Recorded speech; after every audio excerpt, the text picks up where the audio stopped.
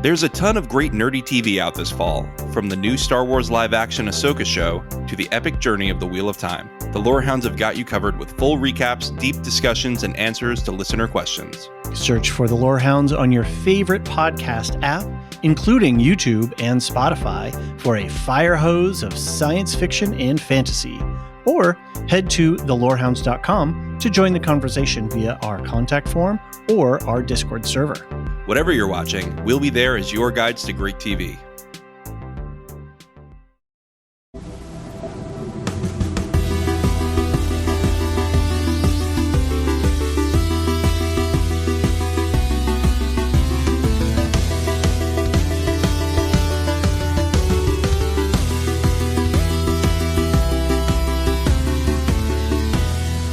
Welcome to the Wheel of Time podcast. We're the Lorehounds, your guides to Randland. I'm David. I'm John, and this is our coverage of the Amazon Prime fantasy series, The Wheel of Time. In this podcast, we're going to do a scene-by-scene breakdown of Season 2, Episode 6, Eyes Without Pity. Yeah, those were pretty pitiless eyes. And the biggest eyes I've seen in quite a long time.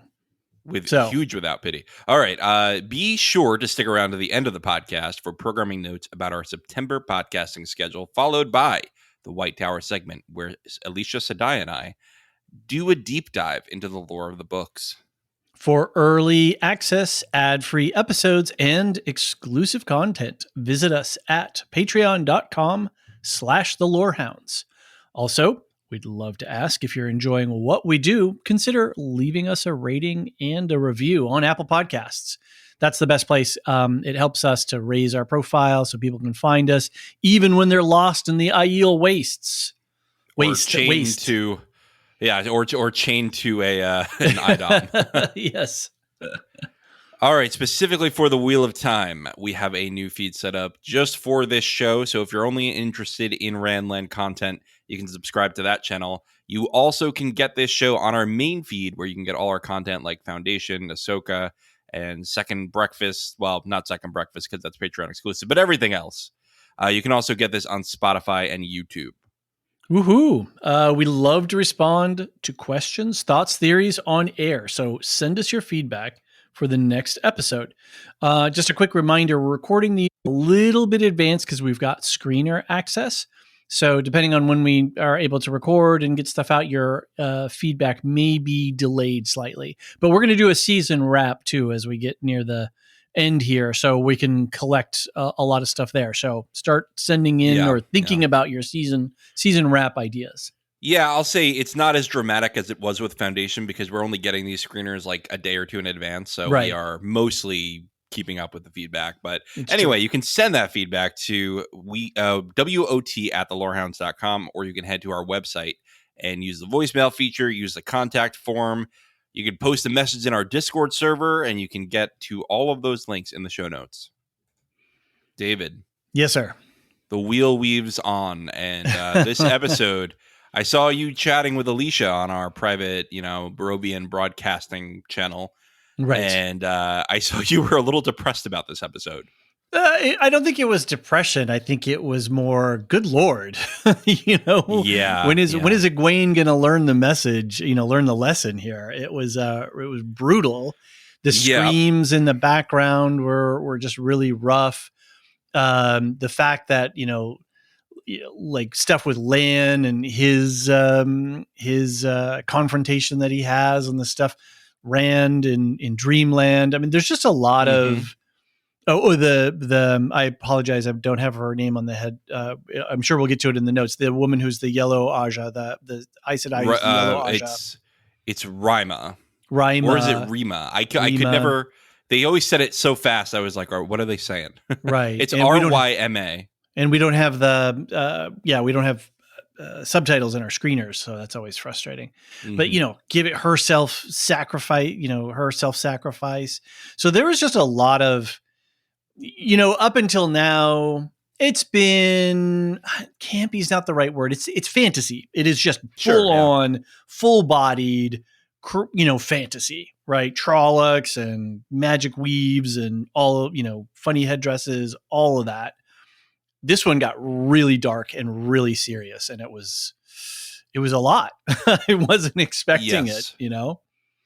The scenes of Egwene being hung on the wall, like, and choking. I mean, wow, that was pretty intense. Mm-hmm. Yeah. So in the books, obviously this was a dark plot line in the books of Mm-hmm. Egwene's captivity. The way that they described Rena and Egwene's relationship was that Rena was speaking to her the way you speak to a dog. Mm. And I think they nailed that in the show, both in the writing and the Mm-hmm. acting. They really nailed this good girl, this really Right. like, I'm proud of Right. you for doing the trick, not because you're a human, not because Right. I'm proud of your triumphs as a human. Really, really captured the dehumanization of the demone, Yeah. the terror of it. I think they really made you empathize with Egwene on how terrifying that would be to not even be able to lift a pitcher of water because of the way you're thinking about it. A You can't even stray have thoughts thought. of your own. You Mm-hmm. cannot have thoughts of your own because they will hurt you. Right. Right. Yeah, it's really intense. So, yeah, I think, so far the show from a season standpoint, it feels like it's holding steady. It's I'm not feeling up or down on any given episode. The pacing seems to be going well, and story and plot seem to be developing. Again, I still kind of stand on the fact that you've got to be into fantasy to want to get into this, because there's so much uptake in the world building and stuff like that. Whereas last episode, it was a lot. This one was nice because it was just plot. Like, we were just moving through with, we didn't have to think about place or what's going on. So they were just filling out and developing things. So, yeah, no, it's I think it's going along good. I don't know how book readers are doing. I would assume that you guys are We're having a great time. vibing. Yeah. Except as Elysia calls them, the book cloaks. They are the book cloaks. It's Oh, anybody right, who's like super into like everything needs to be verbatim from the book, very literal. Right. Like white cloaks, they're called book cloaks. Got it. Right. It's just poking fun. It's just poking fun. But yeah, we basically say, look, we'll entertain all opinions, but we're not going to spend a lot of time on book cloak theories. Right. Right. Well, and we had the same thing when we did our Rings of Power coverage, right? It was there's a committed fandom that it's very important to them. And, they're, for some people, you've got to do it like I did it in my head, which is not practical when you're doing a multi-million-dollar set and actors and all kinds of other things. And we talk a lot about that with Brian Shippey, who is a Tolkien scholar, and he his whole lecture on the medium and the message, and how do you have to bend things, or in our conversations with David Goyer of Foundation, how do you take this complex material and make it work on screen? And there's a lot of choices that they have to make, a lot. And if they can get 75% of them right, that's good. That's really good. And also, the Wheel of Time is an infinitely easier thing to adapt than Foundation, because there is a plot, right? There is a storyline right. with characters that stick around, and there's points of view that shift around, and you got a lot of big set pieces. It's much more geared towards adaptation than Foundation is. So they do have a little bit of an easier time there. They have a little bit more difficult of a time because there is a committed current fan base that is really into the way things happen in the book. Exactly. And I don't think Foundation has that. I'm not saying it's not popular. I'm not saying a lot of people haven't read it. No, yeah. But I think there's a lot fewer people saying, I need to see exactly how Asimov portrayed it in the book. It's just not and Asimov happen. Yeah, and Asimov himself said, that of his writing, that he wasn't into the blood, sweat, and the tears of it. He was into it on a bigger idea. I'm not trying to diminish or make levels, but his work, admittedly, he was trying to play with intellectual concepts. Right. Where it feels like Wheel of Time is character and pathos and drama and interaction and, and the blood, sweat, and the tears of it, so that you really are invested in these individuals. Where Asimov, at least with the core Foundation books, it was centuries, and one chapter to the next, you didn't have another character where, I think Brandon Sanderson. Yep. sorry, Brandon Sanderson. I apologize. Brandon Sanderson was really writing characters that he wanted you to fall in love with or wanted you to hate, and just so that you really feel that visceral connection. At least that's my supposition from watching the television show. Yeah. Robert Jordan, the first writer, Robert Jordan, he really cemented. Oh, sorry, I got Sanderson and Jordan. That's okay. I apologize. That's why I'm saying it now so we don't get added. Right. So Robert Jordan really did cement that. I mean, I like to think of it this way. The Wheel of Time started with a character question. He always tells the story that this is how he started the Wheel of Time. Is he thought about Frodo getting caught by Gandalf and whisked away, Bilbo getting whisked away by Gandalf. He's like, if somebody came to my small village where I was super comfortable and said, you got to go on a big adventure and give up everything you ever cared about and go into perilous danger to save the world, I would be like, are you fucking kidding me? Like, it's just, no, I'm not trusting you. I don't know you. Right. And so you have to sort of take him at that. Like he did this whole thing as a character study for what it would be like to be a chosen one, what it would be like to be the person on whose shoulders is the world. Right. And then those other people around, that little cadre of friends. Right. What they have to go through because they're not just bit players. They're active participants in this story. So yeah, what happens when you get swept up into this thing?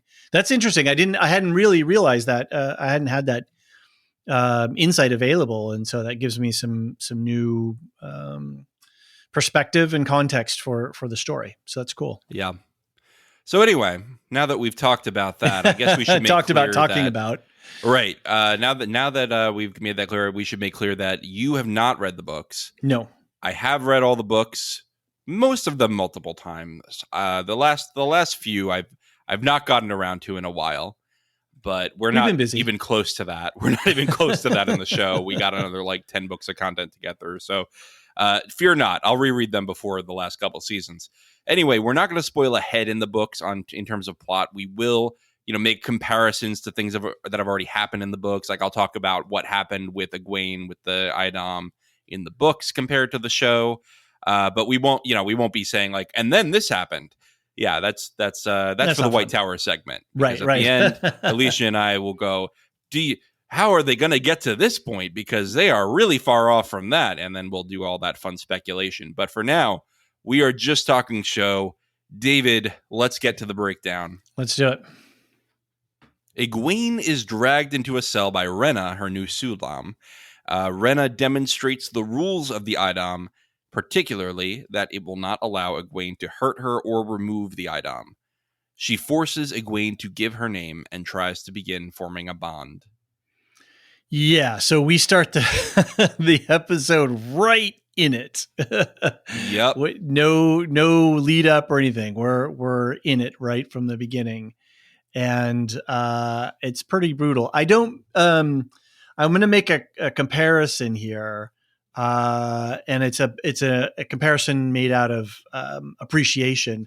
There's a great episode of Star Trek The Next Generation where Picard is captured by some enemy forces, and there's this sort of master interrogator, and he tries to get Picard, there's these lights above him, and he tries to convince him that there are 3 lights instead of 4.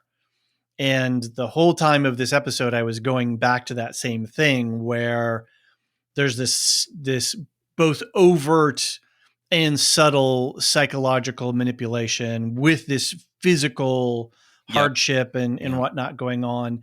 And here's this simple thing. All you have to do is pour me a cup of water. All you have to do is say, there are 3 lights instead of 4.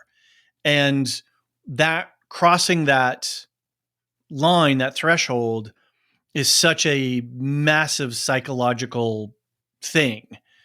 And watching the show, watching Egwene go through this, I was just like, dang, girl, just get over it and just pour the glass of water.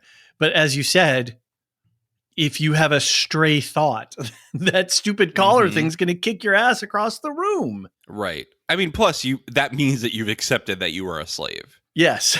Which is absolutely horrific. Yeah. And, what I really like about this scene, and this is true to the book, is that Rena presents herself as the good cop. right? Yeah. She says, Oh, so reasonable. a lot of Suldam, they disagree with me. Most of them wouldn't want to be friendly with you, but I'm not like them. Don't worry. You've got a good trainer with me. Yeah. Little doggy, you and I are going to be best friends as long as you listen to me.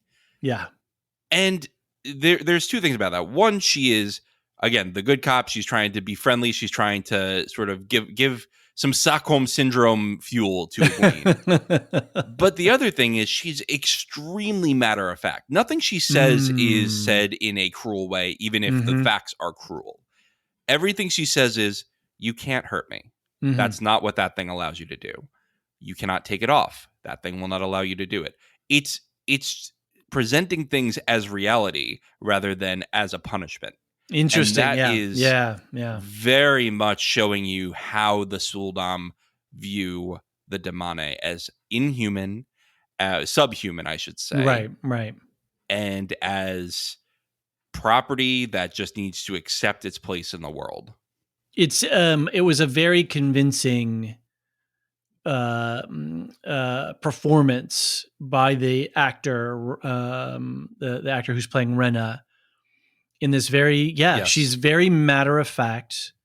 And even when Egwene is struggling at times, she's looking at her with this concern and just if you would just get over it, you don't have to suffer and fear this, and it's really pretty terrifying when you think about it. When you actually think about it, that's horrific. And that their attitudes of people and their stations, like you said, this subhuman class is, it's just matter of fact. You're this, I am that. It's never going to be anything other, and this is your home. So yeah, I don't know. It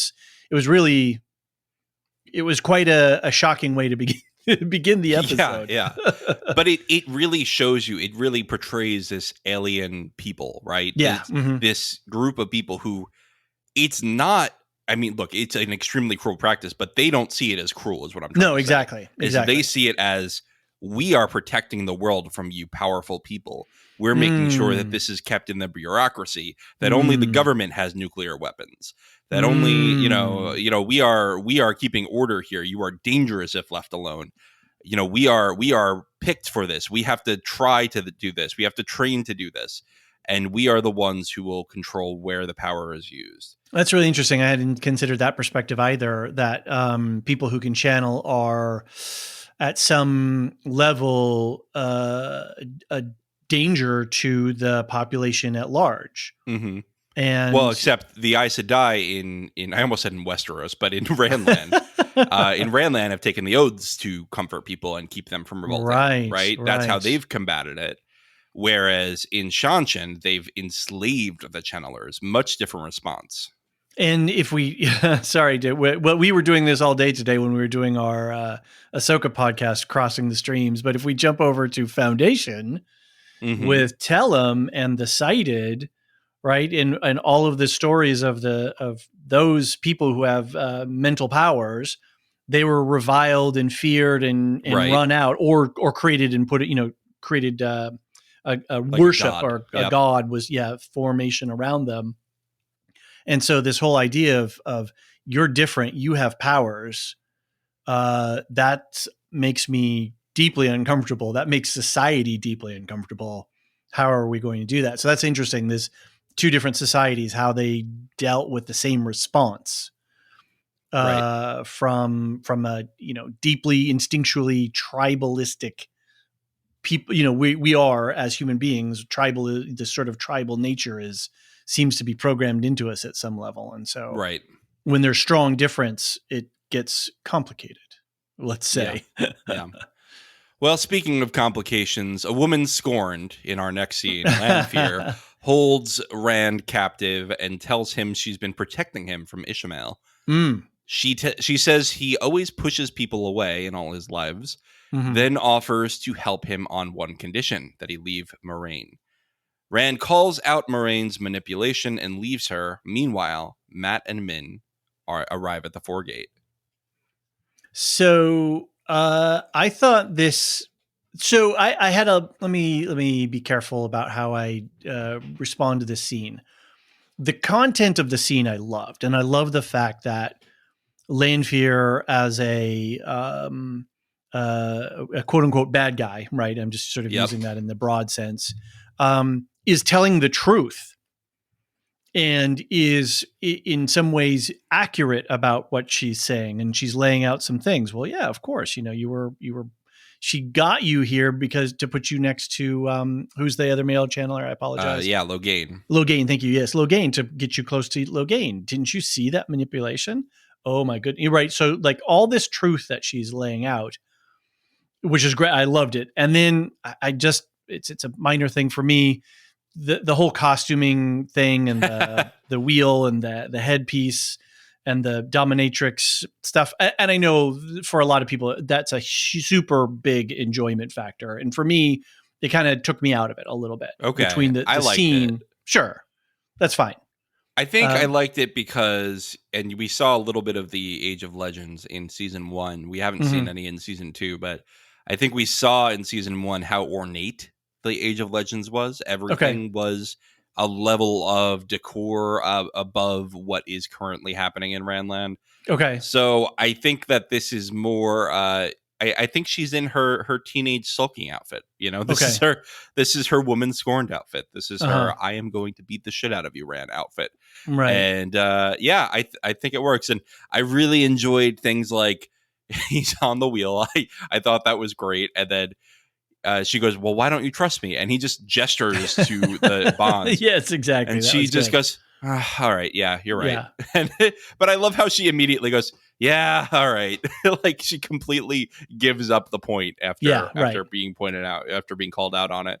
I'm really loving Lanfear's portrayal. Celine, I was fine with the way she portrayed Celine, but now that she's able to be unhinged Lanfear, I think that this actor is doing an amazing job. Yeah, she's nailing it, 100%.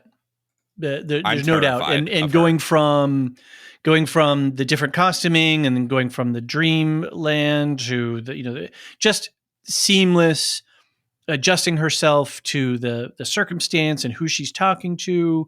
And what I really like about the portrayal is the confidence. This is a Forsaken who absolutely knows what her power set is and is not afraid to use it, but is not using it injudiciously, I guess you could say.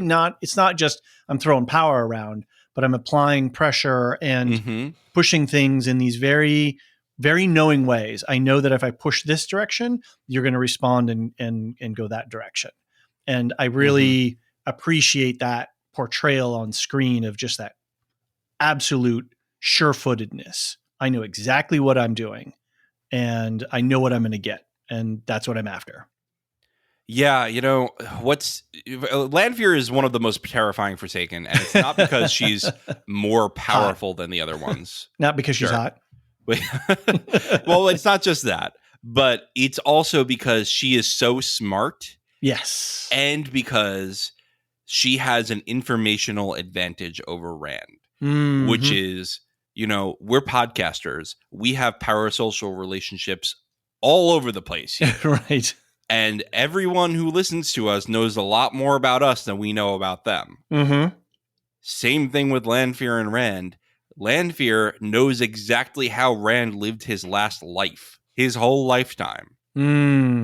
She's spent time with him. She knows intricate details about his soul. And Rand has no memory of that. Right. So he's a complete information disadvantage. Plus, she did spend 3 months with him while he was being himself, and she was being Celine, whoever that is. Right. So she knows way more about him than he knows about her. Huge informational advantage. She's able to push his buttons so easily here. Right. And it's great. It's great to see her manipulating him and to, in turn, manipulate Moiraine, who the season has set up for us to be a little bit miffed with Moiraine, this season. Like, hey, you're treating all your people like crap and you're being mean to people. And so now you're getting a little comeuppance. I mean, we don't want you to lose the game here, but I don't feel sorry for you in the way that I might want to.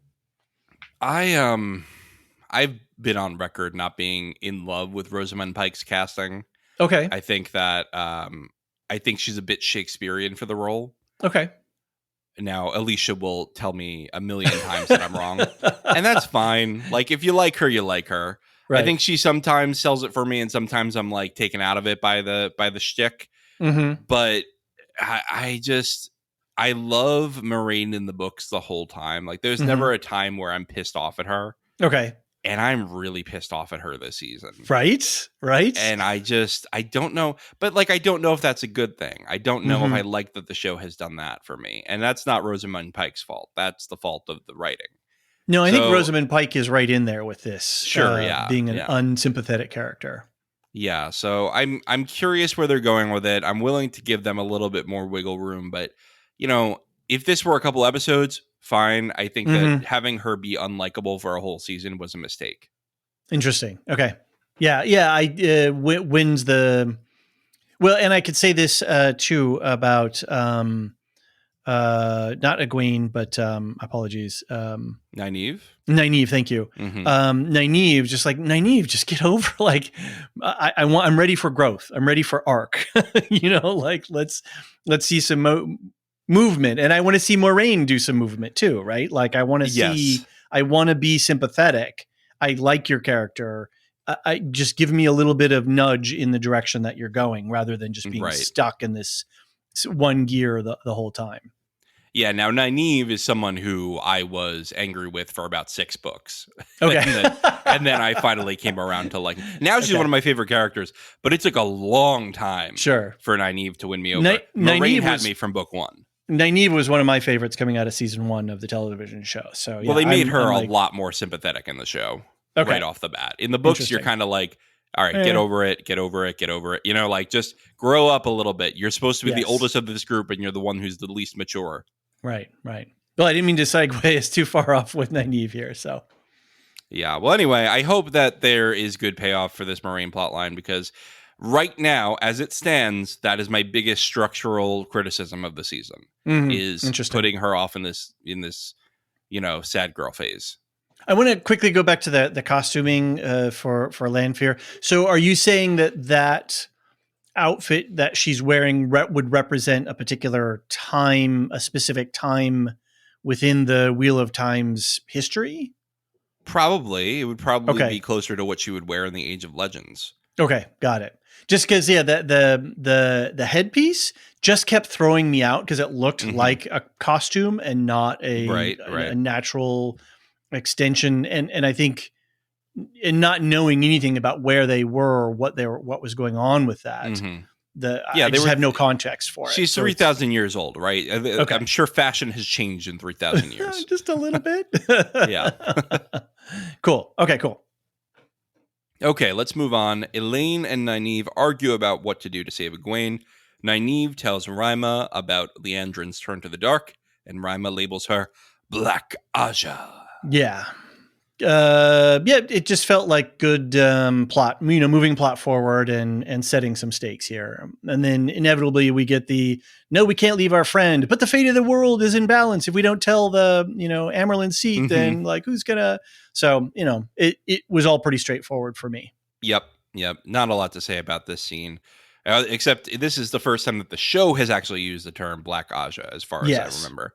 And I really am bummed that we don't. Well, I don't know. We may get more of Rima later. She was a great little addition. This yellow Aja schooling these girls. Like, girls, what are you doing here? We gotta talk about what's going on. We've still got plenty of people in the kennel to deal with, so perhaps that's what I'm saying. Maybe we get her back and out, and she can exact a little bit of revenge later on for losing her warder, because that was also not cool. There's a lot of not cool stuff in this episode. So I mean, it's all great for the dramatic stakes, right? But they were not shy about bumping people off. Definitely. Speaking of bumping people off, Liandrin visits her dying son, Eludrin, and is joined by Lanfear. Lanfear determines that Liandrin swore oaths to the dark to save her son, but she says this is not life. She kills Eludrin to free Liandrin and urges her to follow the dark, not Ishamael. I love this line that Lanfear uses. There are many paths to walk through the night. Yeah. Yeah. It was a pretty powerful scene in that Liandrin is she's literally made a deal with the devil, right? Mm-hmm. For what? And what is she going to now be struggling with? Is she really walking the dark side, or was she just trying to pay a price? And now that part of the equation is gone, the person that she was trying to protect. So it's going to be really interesting to see where her character goes now that she's not grounded with her son there anymore. Well, Lanfear did drop some lore here. She said, Okay. you can't go back on your oaths. It's Those true. are your oaths. Right. They are binding, just as the 3 oaths are. Somehow the Black Aja has gotten around the 3 oaths, and that's something that you'll have to wait the wheel weaves to find out why. But for now, just accept it. But yeah, no, it's fair enough. I was kind of in my head canon. It was like it was like rewriting code, right? The firmware got, overwritten. There was a patch, that it put it in there, and then that magic supplanted the other magic, right? So maybe there's a form of the oaths, and that's the structurally thing, but the content of the oaths is sort of changed. That's the kind of way I made it. I mushed it in my brain to make it kind of work that way. That's similar to my headcanon before I found out the answer, and it is wrong. So I'm just going to tell you, just stay tuned. Okay, perfect. Awesome. Well, that's what you've always told me. What this show does is it sets out these expectations or tropes or, well-worn paths, and then he plays with them and he inverts them and flips them and completely subverts them. And so that sounds like it's right in the target zone for what this overall storyline does, right? Mm-hmm. So anyway, cool. The point is, Liandrin is stuck with the dark. She's got to serve the dark in some way. I think one of the questions this season is, why do people swear oaths to the dark? Why do people go bad? How do people break bad? How did Walter White go to the darkness? But and that's really, interesting. Right, exactly. But also, now we're introducing this new question is, can you return to the light once you've gone to the darkness? Interesting. Cool. Yeah. Or, when The Walking Dead was in some good places, that was one of the questions they were asking. Can you come back? You've got the monsters aren't the zombies. The monsters are the other people. And to fight the monsters and to survive, you've got to do monstrous things. Can you then still live in society? Can you still love your child? Can you still, have tender moments with your loved ones, knowing the horrors that you've committed to try to keep yourself alive, right? So that's an interesting question. Yep. Good questions all around, and I think this is getting too shippy testy to the core of what the Wheel of Time is playing with. Okay, cool. All right, so other things I just want to say in the scene. Yes, Aludra is a fan favorite character that they have not introduced yet, and Aludrin was the name of this son. Okay. And nobody knows why they made a show creation that is so close in word, a book. And Elysia and I talk about it a bit in the White Tower segment, but people are very confused of why they gave him this name. Okay. But I will say, I think that this was a watershed moment for Liandrin, and I think we are about 100%. To see some crazy stuff from her. Okay, cool. And Lanfear is she's so calm and what's the title? Eyes Without Pity. But pity. I mean, she feels for her, but she also, I think she sees it as a. She called it a gift. Yeah. That you're actually stuck, and I'm freeing you. So yeah, interesting. And I don't know about you, because Elysia and I debated this. She thought that Liandrin. I know Elysia and I, we almost always agree on all these shows, but Wheel of Time, for some reason, we are like on opposite sides of the coin on a bunch of issues. Interesting. It's fine. It makes for good conversation. Yeah, absolutely. But, right. That's what we do. That's what we want.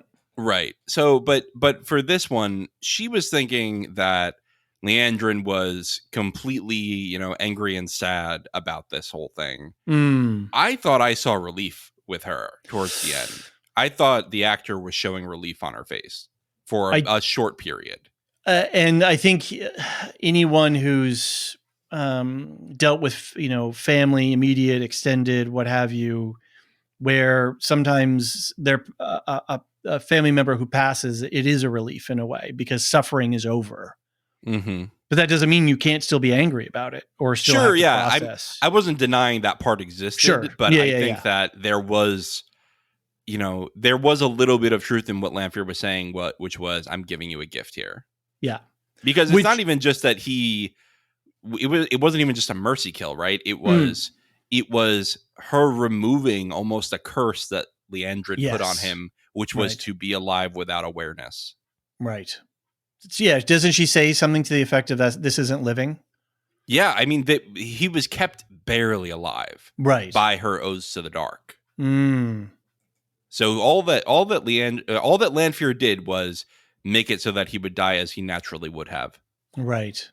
We did get other character details about Leandrin here. Again, not in the book, but that she was essentially a child bride, and she was abused as a child. And this really says a lot about why she is very against men in her adult life. Mm-hmm. Yeah. Yeah, good. And it feels like they're really making she is one of the main characters going forward. Yeah, I think it's great. Right. Also interesting too that Lanfear, we are seeing that she's got motives that aren't necessarily in line with Ishamael. Yes. Yeah. The Forsaken are all servants of the dark. But they don't like each other at all. Right. And so they'll ally for a period of time. But as we saw in the last episode, you had Ishamael going, "Are you going to betray me?" She says, "Obviously." That's just what they do. Yeah. They're all evil people. They know that they're going to betray each other. As long as everyone shows up to fight the last battle, Dark One's happy. Yeah.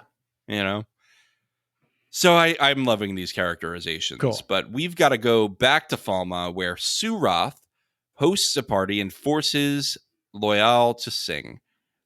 He begins singing to a tree, which grows, and Suroth cuts him off with the laughter of the party. Loial tells Ingtar they need to save Egwene, but Ingtar insists on getting the horn. Not a lot here, but what do you think of the tree singing? Well, I thought that was interesting, and I guess it goes to that I don't know a lot about the builders, and so I was like, oh, this is an interesting skill, and maybe there was something in season 1 that I'm forgetting. No, this is the first time they're introducing tree singing, I think.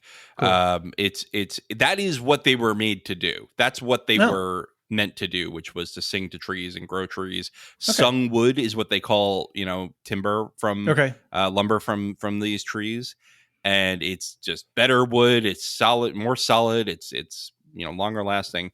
And that's what they did. And they're called builders because after the breaking of the world, after the old Ran broke the world, they're the people who helped build the cities back up. Interesting. Okay. But that wasn't their calling. Their calling was to sing to the trees and create lush forests. Okay, cool. Treants. I know. Little Tolkien-esque. Yeah, it's fine. It's cool. We're playing with the Legos, right? We're building stuff out of different things. We're mixing the parts together from different kits. I think they're kind of part Ent and part dwarf in this. They have elements of both. The thing that really disturbed me about this party, which is I think it was supposed to, was that the Suroth and her party are just cruel and dismissive, and you could just feel that high school or middle school cafeteria vibe going on, and it was icky, And I was like, "Ooh, I don't want to hang out with these people." Exactly. So, and I mean, she calls him Dakaval. That's a Shanshan slave. Okay. So he's now been made into a slave that's not a channeler. So he's standard issue slave instead of weapon slave. And it's very sad. We get we get the setup for the stakes. Oh, I did want to say before that. I mean, that's a clearly like, oh, we got to get the horn, or we got to get our friend, right? The MacGuffin has been introduced. Exactly, and we got two, right? Oh, it's which one, right? Save the world or save our our feelings because of our friend. But what I thought was interesting was Suroth, when she was seeing, as slowly as people were becoming a little bit more entranced, right? She was like, oh, wait, this is stealing the attention away from me. Exactly. Okay, end of story. Back to me now. Back to, can't let the Doc focus. of all take all the attention. Exactly. My slave can't take all the attention from me. So good character moment to showing us more who Suroth is and what her operational parameters are. She's very easy to hate. There's really no redeeming quality to Suroth, especially in the show. Fair enough. Yeah. Egwene fantasizes about using her water pitcher to attack Rena, but in reality, she cannot. Rena explains that the Idom prevents her from touching anything she sees as a weapon. Rena makes pouring a glass of water the new assignment. Egwene then admires the tree in the courtyard. I think we've mostly hashed out their relationship, but anything about this scene in particular that struck you? It was interesting, the little memory thing, doing the playing it out in your mind, because we all do that, right? If I'm going to say this or that. But I will say that Madeline Madden, the actor who's playing Egwene, her physical acting in this is really great, hitting those contorted stances with her arms and her chest and her head, and really feeling through that. That was really good actor workshop-y stuff. Like, I think she had to work on that, but I think she nailed it. Yeah, it was really good. I really bought that she was in incredible pain. Yeah. And then, like, when she throws a punch and then she's got to react to herself for that, and just all of the that must be so hard to react to your own punch. So it was convincing. I was in the world. I was in it. And the actor who's playing her again, Adam, who's playing Rena. Rena, yes, thanks. She's a Suldom. So the Suldom, that's what it is. Thank you. The device is the Idom, although in the show they're saying Adom, and I don't know why. Every audiobook I've ever listened to in this series says Idom, so I'm going to keep saying it that way, and everybody can get over it. But so the person controlling is the Suldom, and then obviously Egwene is the Damane. Yeah, I'm really liking them a lot. Their portrayal is great. Like we were talking about before, just the affect and the attitude and control is it's just a really interesting performance, and I'm enjoying it a lot. And Zelia Mendes Jones, I'm not sure if I'm pronouncing that right, but that's the name of the actor here. Okay, yeah, they're doing a great job. Yeah, absolutely. Let's move on to Ishamael. Ishamael tells Min he will get rid of her curse if she can get Matt to leave Kyrian with Rand. Again, kind of more of a plot point for this scene, but we know that's Min's big motivation this season. She wants to get rid of her sight, and that's that. Right, and it's setting up the moral hazard that she's going to feel if she gets what she wants, at sacrificing somebody who's becoming her friend.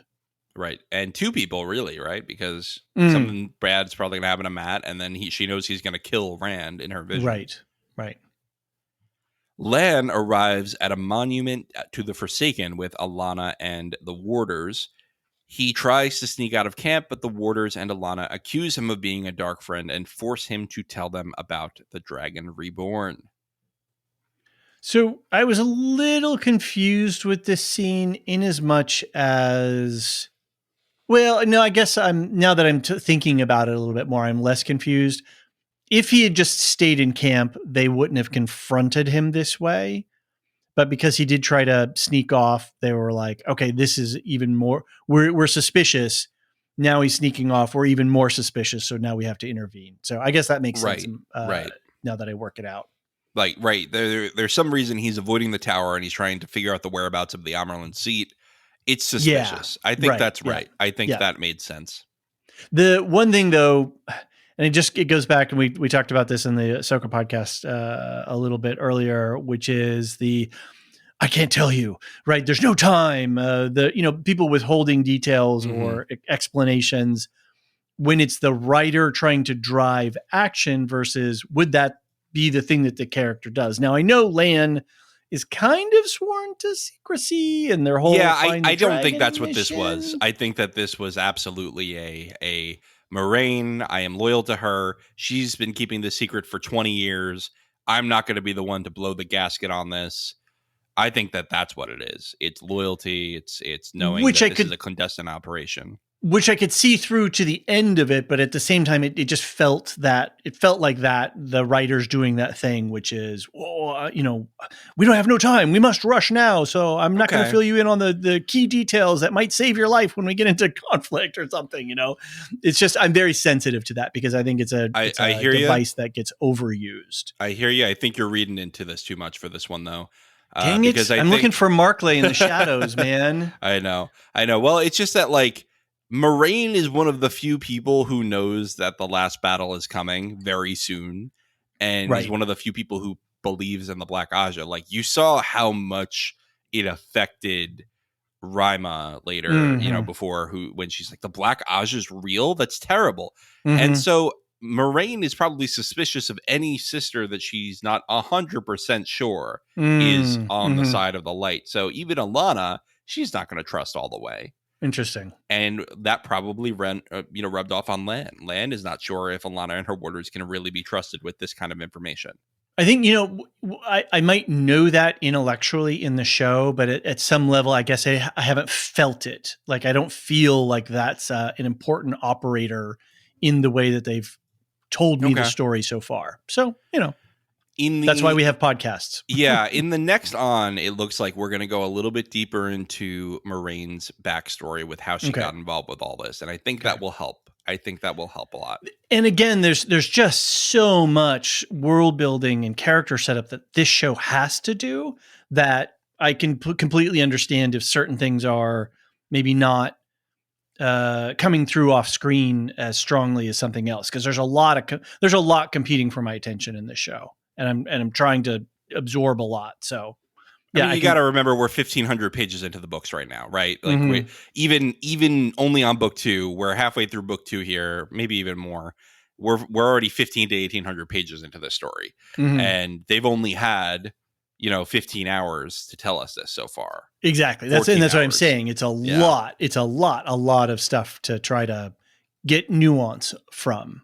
Right. So it's tough because the book has so much more room to have those character moments. This just doesn't, because that's the nature of the medium.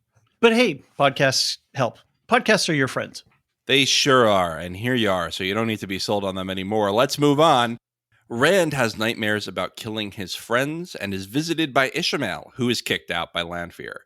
Lanfear promises to show Rand anyone he wants, and Rand chooses Egwene. He learns she is imprisoned by Ishmael and promises to do anything to get to her.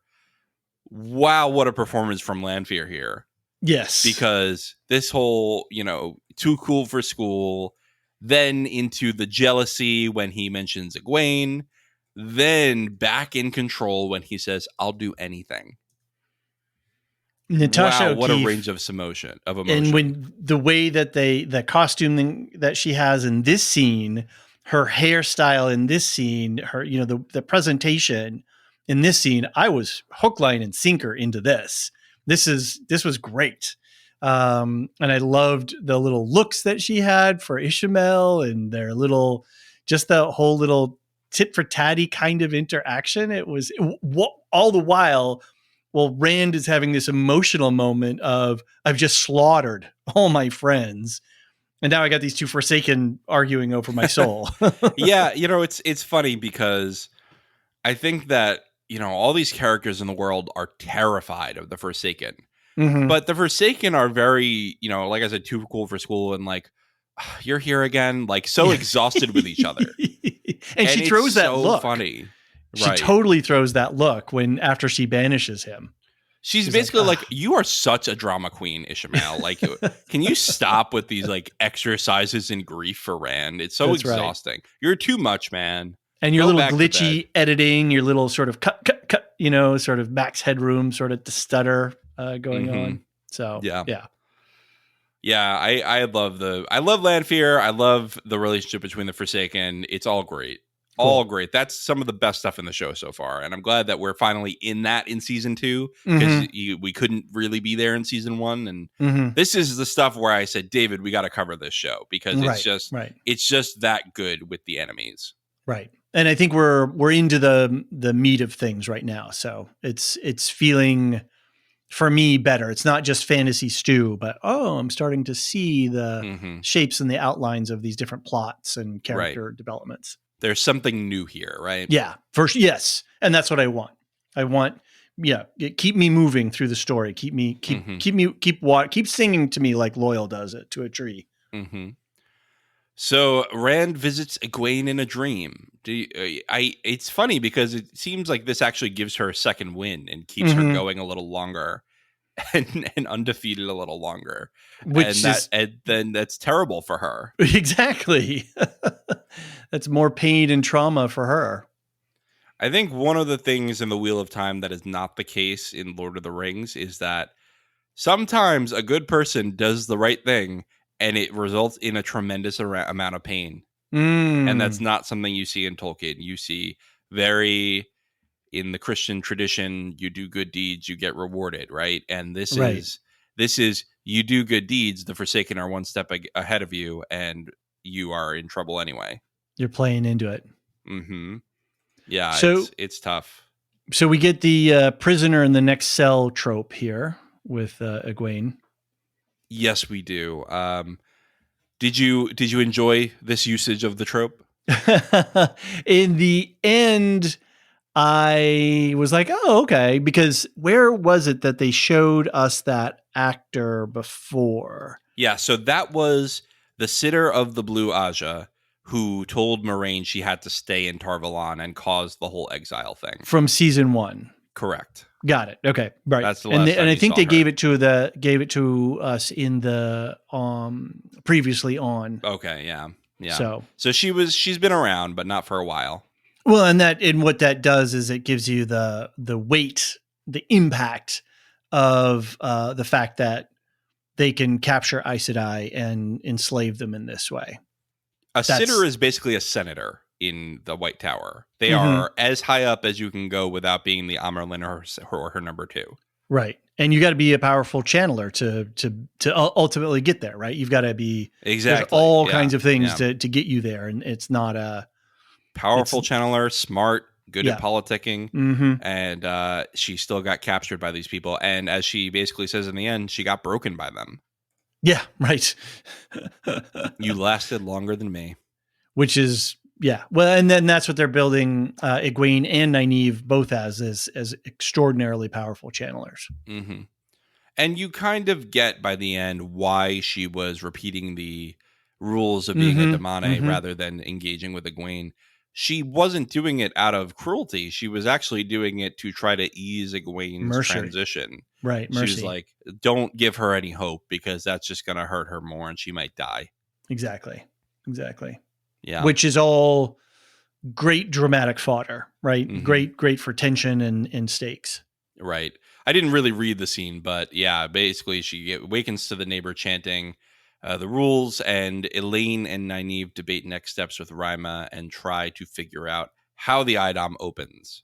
So I'm intensely curious about the Idam, and I think there's another scene, a couple more scenes later on where they get into a little bit more. So maybe we'll save it for that because I think that's it's a scene later where Nynaeve where they talk about they can't interprets open it. Yep. Yeah. Okay. Let's hold it. All right. Well, David, speaking of holding it, let's take a break. And when we get back, we'll head back to Cairhien.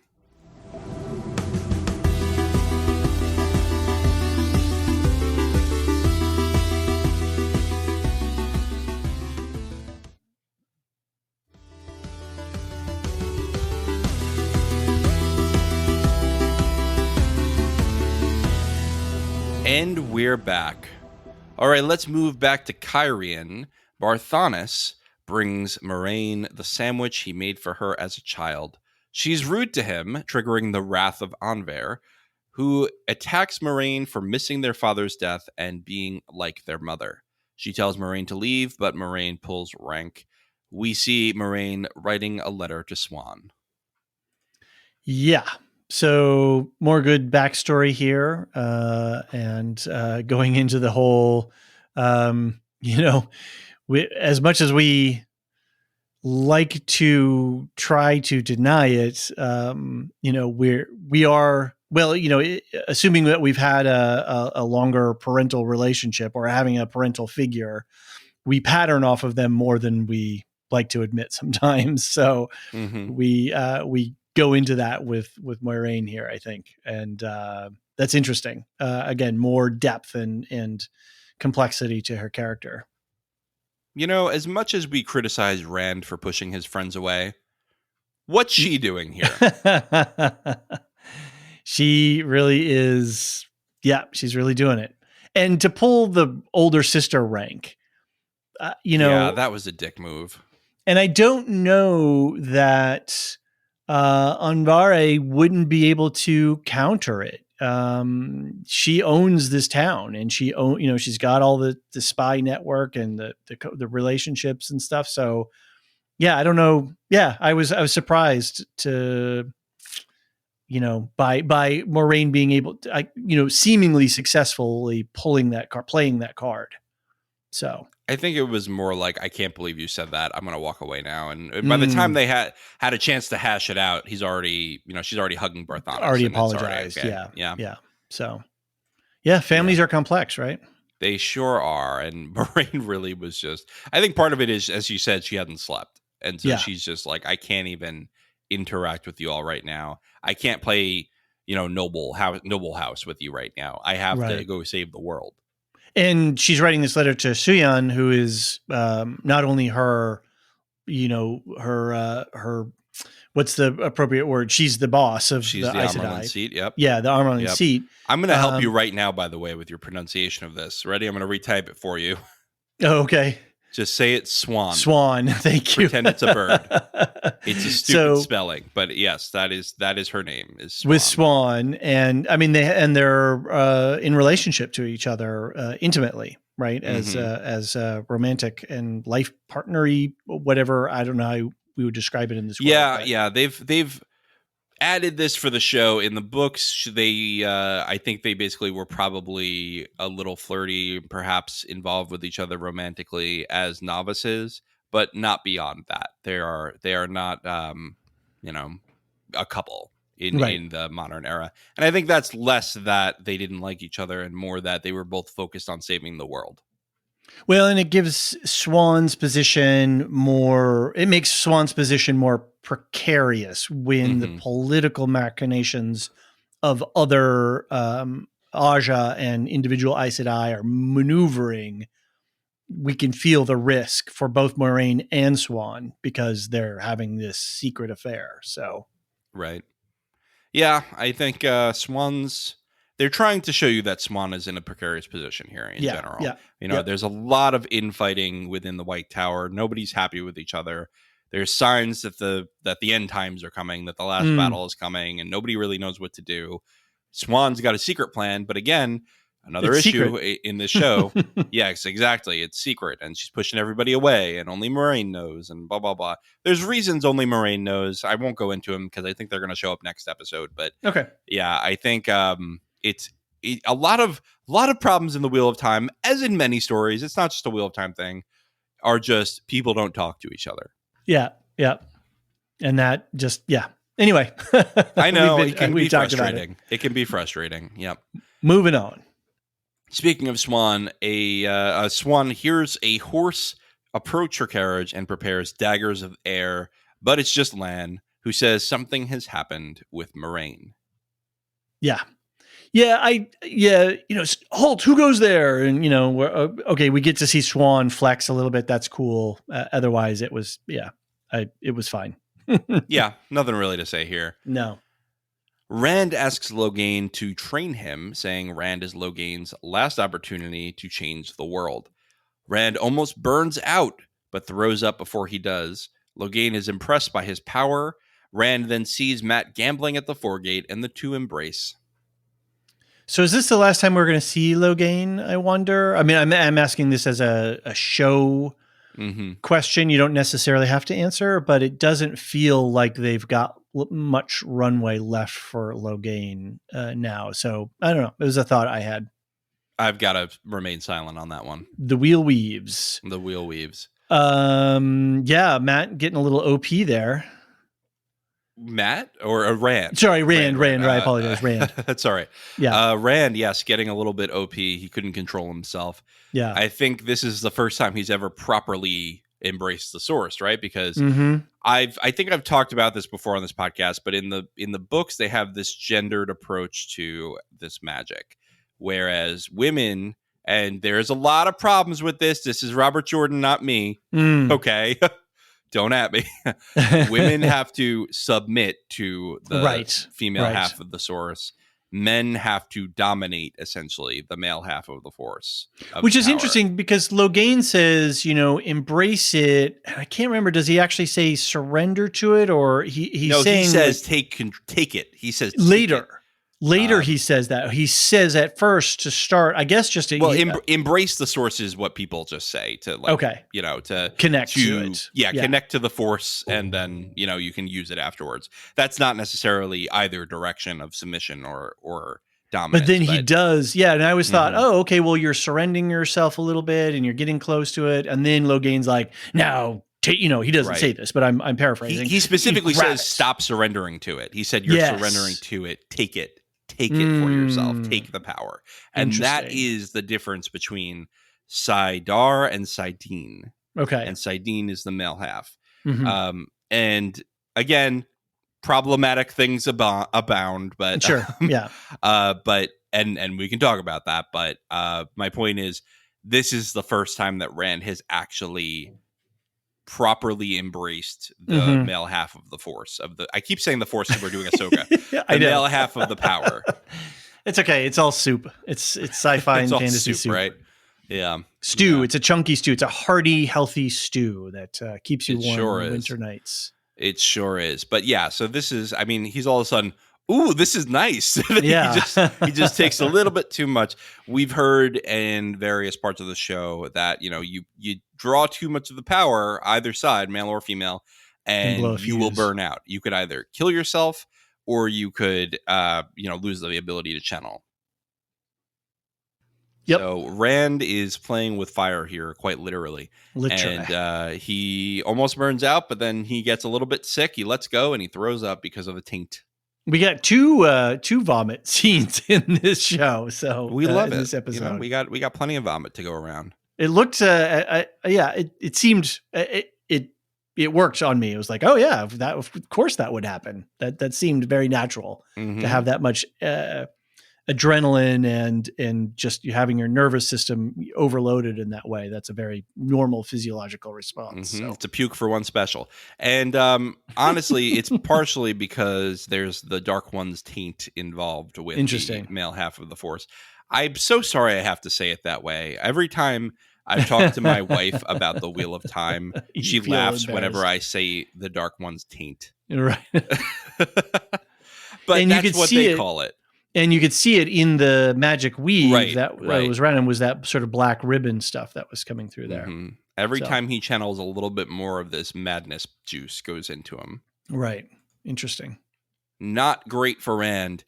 We've got to do a combined scene next. That's Rima and Elaine test the Idom. Rima tells Nynaeve and Elaine about the losses of Aes Sedai and Falma, and the capture of a blue sister. Then Elaine calls Egwene her first friend. Oh, isn't that sweet? Sure is. It's interesting that Elaine and Nynaeve and I don't remember which one you said Egwene. already. I know. There's all too many Ains. Exactly. It was all getting muddled in my head. Anyway, the three of them, I like this little triumvirate, and I hope that they can find some balance with each other in terms of, well, she was my friend first kind of thing. Because the Wonder Girls. The Wonder Girls, Elaine is, she's bringing it. Yes, I think what a great addition to this cast, because I think that Elaine is doing an excellent job. I'm not sure the name of the actor, but the character is a great addition. One one of the best characters in the books, I think. She has some problematic areas, but she's certainly one of the smarter characters, the best politically minded character. Mm-hmm. And it's great that they're portraying her this way in the show.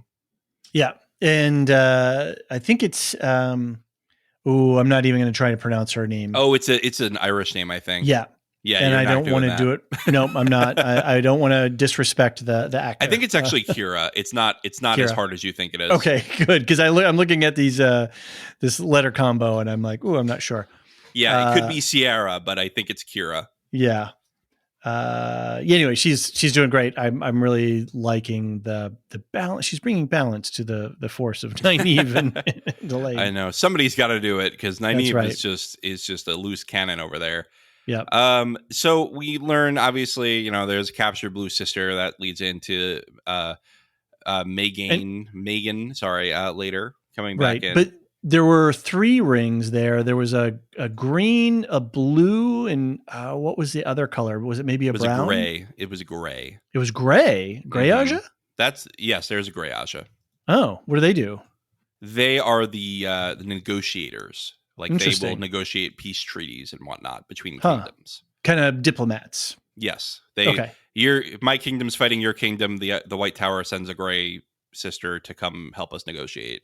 Got it. So we got a blue, a gray, and a green here, and a yellow, right? So that would be, if that was their little strike team, their little, alpha force or something, right? Mm-hmm. So makes sense to have various talent and skills and experiences and art. It sounds like a D&D party, right? You've got you've got the bard to negotiate. Exactly.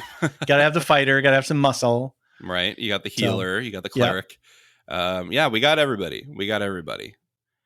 All right. Rena tries to sell Egwene on her new Damane status. She emphasizes that Egwene is neither a person nor a woman, but a powerful Damane.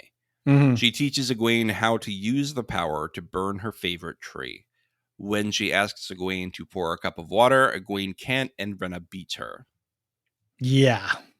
This was craziness. The makeup to the bloodshot eye, the reasonableness in her conversation, the having her destroy something that she has an affinity or an interest in, all of it was the last thing she has left, right? Yeah. Just one thing in the outside world, because that was the point, right? Is let go of the outside world. This is your world now. Yeah, right. And Rena is just methodical, and then when she does physically abuse her, she has this like regretful look on her face. Yeah, I hate this line, and I apologize for having to say it, but I'm doing this for your own good kind of vibe to it. Yep. Which is just such a sickening, abusive attitude, and it really comes across the screen very well in this. You get the sense that this isn't the first person she's done this to. Good. Well, and for them to give Egwene to her, I would think that she's got to be a pretty powerful, Suldam. Thank you. Yeah. And she's one who has been successful in dealing with problem cases. Exactly. Yeah. Yeah. She's a specialist. And every time you notice she gives her, again, not very human, but more like dog-like compliments. Good girl. Mm-hmm. She's got, this whole, didn't you feel our affinity together? Really tries to get her to, bond with her. Really tries her to get her to bond with her as her owner, basically. And it's really horrific, but it's really like she does do the good cop, bad cop thing. Yep. And she does it well. Yep. She is very practiced here. Rand tells Matt that he faked his death when he learned he was the Dragon Reborn. When Matt learns that Egwene was captured, he says he will meet Rand at the Foregate in an hour. Min confesses to Matt that she manipulated him and tells him to stay away from Rand if he doesn't want to kill him. One thing in this scene, I gotta say, this new Matt, again, we're still evaluating him, but I did really love someone's got to keep you level-headed. The Dragon Reborn. Just right. mocking, yeah. I will say he hasn't lost me. The new actor hasn't. I haven't. He's brought it enough that I'm not not liking what he's doing. You know what I mean? Like it's fine, and there's nothing so far that's given me pause, I guess is a way to say it. So he's getting there, and hopefully he'll get his feet under him. He does. There is that slightly puckish vibe that the other actor had that is missing slightly in him. It's the Hober different. Mallow effect. Yeah, it must be. Yeah, I want a Hober Mallowy Matt, and I will say Hober Mallow in the book is nothing like Matt, so I'm gonna give it to Wheel of Time for coming up with this character first. Right. But yeah, I mean, I do miss Barney as Matt. I think he was a great Matt, but we're not getting him back, so I'm gonna do my best to appreciate this new Matt. And this new Matt has a little bit more emotional depth that he's showing. He's less, less, what's the word? Callous. Maybe there's less of a callousness, I think, and more of a guy who's just out for a good time as opposed to a guy out to be chaos. The reason to being more chaos, more of an agent of chaos than the previous Matt. So I don't know. But you had Hober Mallow and Foundation pretty deep by the end. Yeah. And that was a comic relief character at the beginning that really earned some depth. And I think that's what sells you on Matt in the books. Is Matt is someone who continually tries to make himself out to be the jokester and the guy who doesn't take anything seriously, but in the end you can count on him. Okay. Anyway, he hasn't lost me, so I'm in for it. So I think they haven't really given him a lot to work with yet. How many lines has he had? Like probably a dozen. Yeah, so I mean, there's a lot of work for him yet to do. So yeah, so let's again reserve our judgment. But I've enjoyed a lot of the lines he's delivered. So we'll see as they give him more, as they get him out of his depressive episode. We will hopefully get more from this. The whole thing of I promise 1 hour, I promise, I double pinky swear promise. I'm like, okay, yeah, you're telegraphing. I know. You've just telegraphed exactly what's going to happen. That's fine. It works. It's fine. 1 hour, not 1 minute longer. Yeah. All right, let's go to Moraine apologizing to Barthanes for her rudeness. She tells him he'll be a wonderful king. Anver arrives and tells Moraine that the Amerlin seat has come with 14 Aes Sedai to see her. That was a pretty quick, well, we don't have a sense of time here. So, for her to show up with, with force, that's pretty significant. There's a great detail in book 2, and I don't think we're ever going to get this. So there's a great detail in book 2 that Swan is trying to get back to the White Tower as quickly as possible after visiting Moraine somewhere. And she has the channelers changing the weather to make sure that the wind is blowing so that they go upriver faster. Right. Fair enough. And they talk about how it actually messed up crops for the local farmers, and they've had to send provisions. So, question, if Moraine sent a letter out to Swan, did that letter go out and miss Swan? So did Swan come because she got the letter? I don't have a sense of time. I couldn't tell what they were doing with the seal there. Uh-huh. Not only the seal, but just when. Okay, so I give it to, the servant in the house to get it mailed, and then suddenly, boom, the Swan's there, Amerlin seat's there with 14. So she had to pull Leandrin from the White Tower. Yeah. So I'm a little confused about the timing. I mean, it's fine. It's just. There just were not enough clues as to how fast the clock was ticking. Yeah, I think that's right. I mean, I'm not sure Moraine ever sent the letter because I think she couldn't figure out a way to tell her that. No, she gave it to the house servant. Oh, she did. Okay. Yeah. I missed that then. Yeah. All right. Fine. Yeah. Anyway, I think it's fine. Slobby. It's a little slobby. Yeah. Yeah. Not a big deal. We're there. We can make sense of it. There's enough there for us to not get too lost. So. Mm-hmm. Elysia and I were discussing anything to do with the 14 Aes Sedai, if that was significant. We Mm, really couldn't tell. I mean, in the books, it's 13 Aes Sedai to still or gentle someone, mm, and here, but in the show, they've explicitly said it's 8, so it's okay. not 13 because we were thinking it's a 13 plus Swan, And they but it's not. It's not. and they specifically say it's not like, hey, the Amerlin seats here with their entire retinue, right? It's no Mm-hmm. 14. Yeah, it's Right? very weird. It's Yeah. very weird that they did it this way. I don't know. I can't Okay. tell. Maybe they'll We'll do see what something happens. interesting. Let's go back to the Foregate where Rand waits for Matt, but when Matt doesn't show up, he sets off alone while Matt watches from the shadows. Lan stops Rand from leaving the city. So this is where again it's like, Matt, look, Rand, there's bad stuff going on, and it's we're being set up, and you got to run. I'm going to run this direction, you run the other direction. Instead, he's crying in the shadows, and oh, my friend, Mm-hmm. and it's like, I don't know. Yeah, it's just I get, as you said, as I said, it's just a little tiresome Sure. sometimes. Well, but see, this is where I was a little bit refreshed. Actually, was because I Okay. expected the shadow thing, and I was a little exhausted at that point. I was like, Mm-hmm. "We really going to do the Matt runs away thing again?" Right. But then Lan stops Rand and keeps him in the city. Now we've got possibilities. Now Okay. we have the possibility for something interesting with Matt. You mean the future can be changed? The timelines the future can be changed. Well, I don't know. It's not the That's same a Foundation thing as homage. Foundation. It's not the same thing as Foundation. Don't count on that in the Wheel of Okay. Time. All right. Yeah. Cool.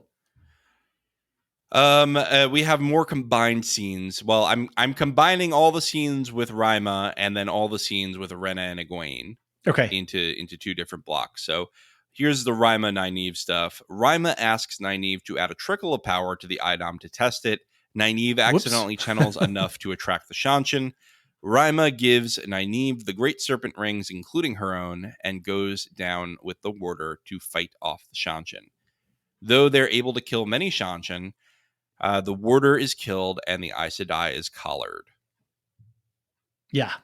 So this is where we get to talk about the Adam. Yes, you can finally talk about it. You have my permission. So she says, Nynaeve says that it's like the arches, or was that Elaine who said that? Anyway, somebody said that. And that, so that what I took away from that, right? So I'm listening for the what they're trying to tell me in world and the world building, that these things are ancient, that these things are somewhat unknowable or ununderstandable by the us people that are here contemporaneously. That so then that made me think, well, how many are there of these things? Can they be made? Is there a limited set of these things? Mm-hmm. And then this idea that to be complete, this thing has to be collared to a woman. That, and I was like, okay, that's effed up, right? Like, who the hell made these things? Well, they're evil. They tell you in one of Rena's speeches. She says an Aes Sedai invented this. I missed that detail.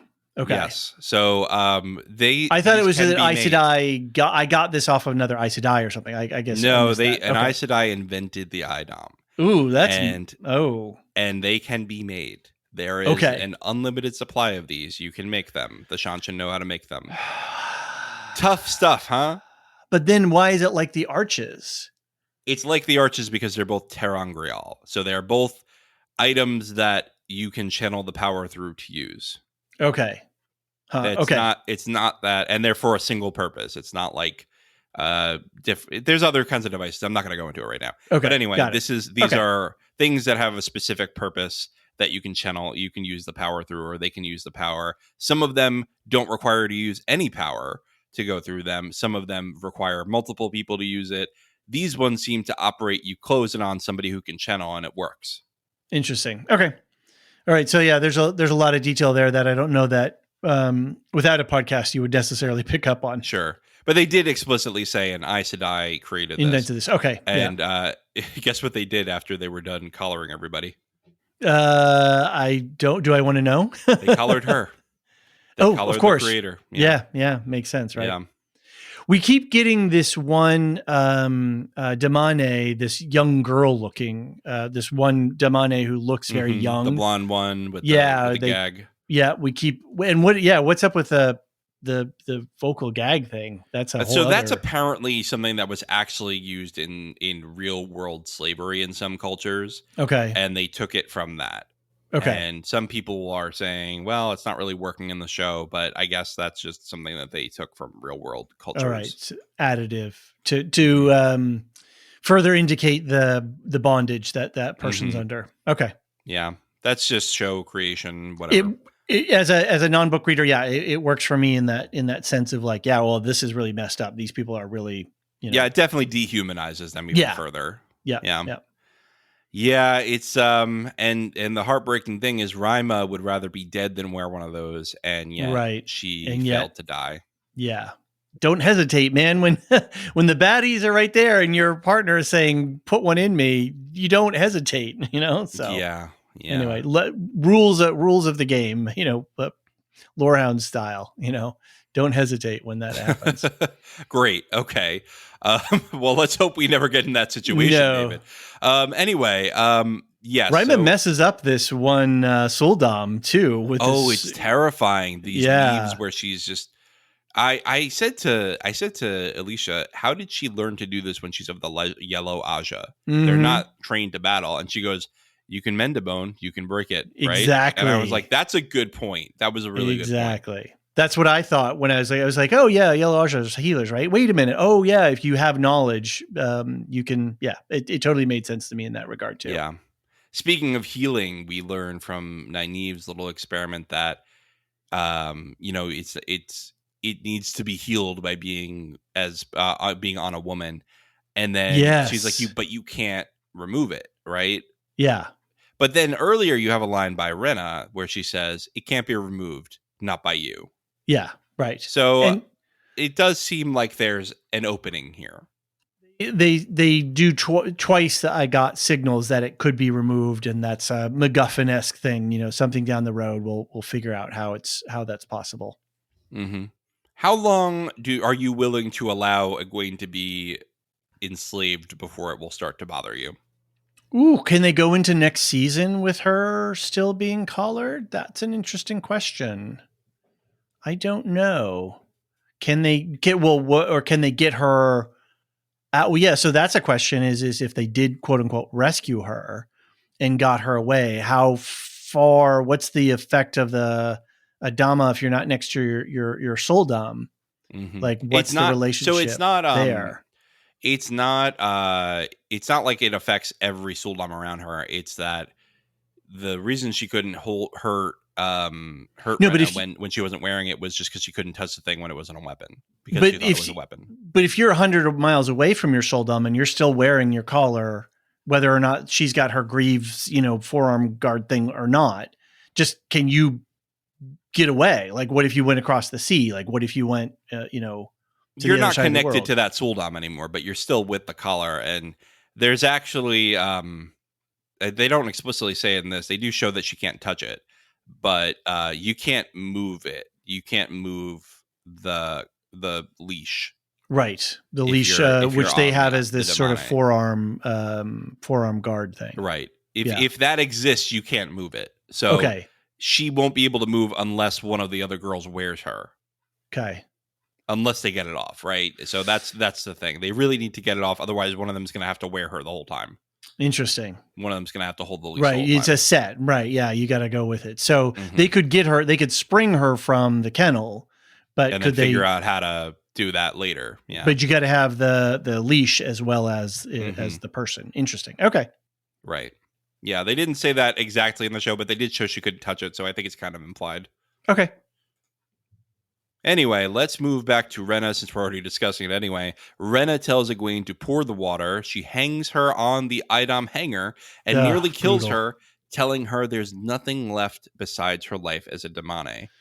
Egwene is broken and successfully pours the water, which Rena pours on the floor. Egwene chugs water from the pitcher and cries out.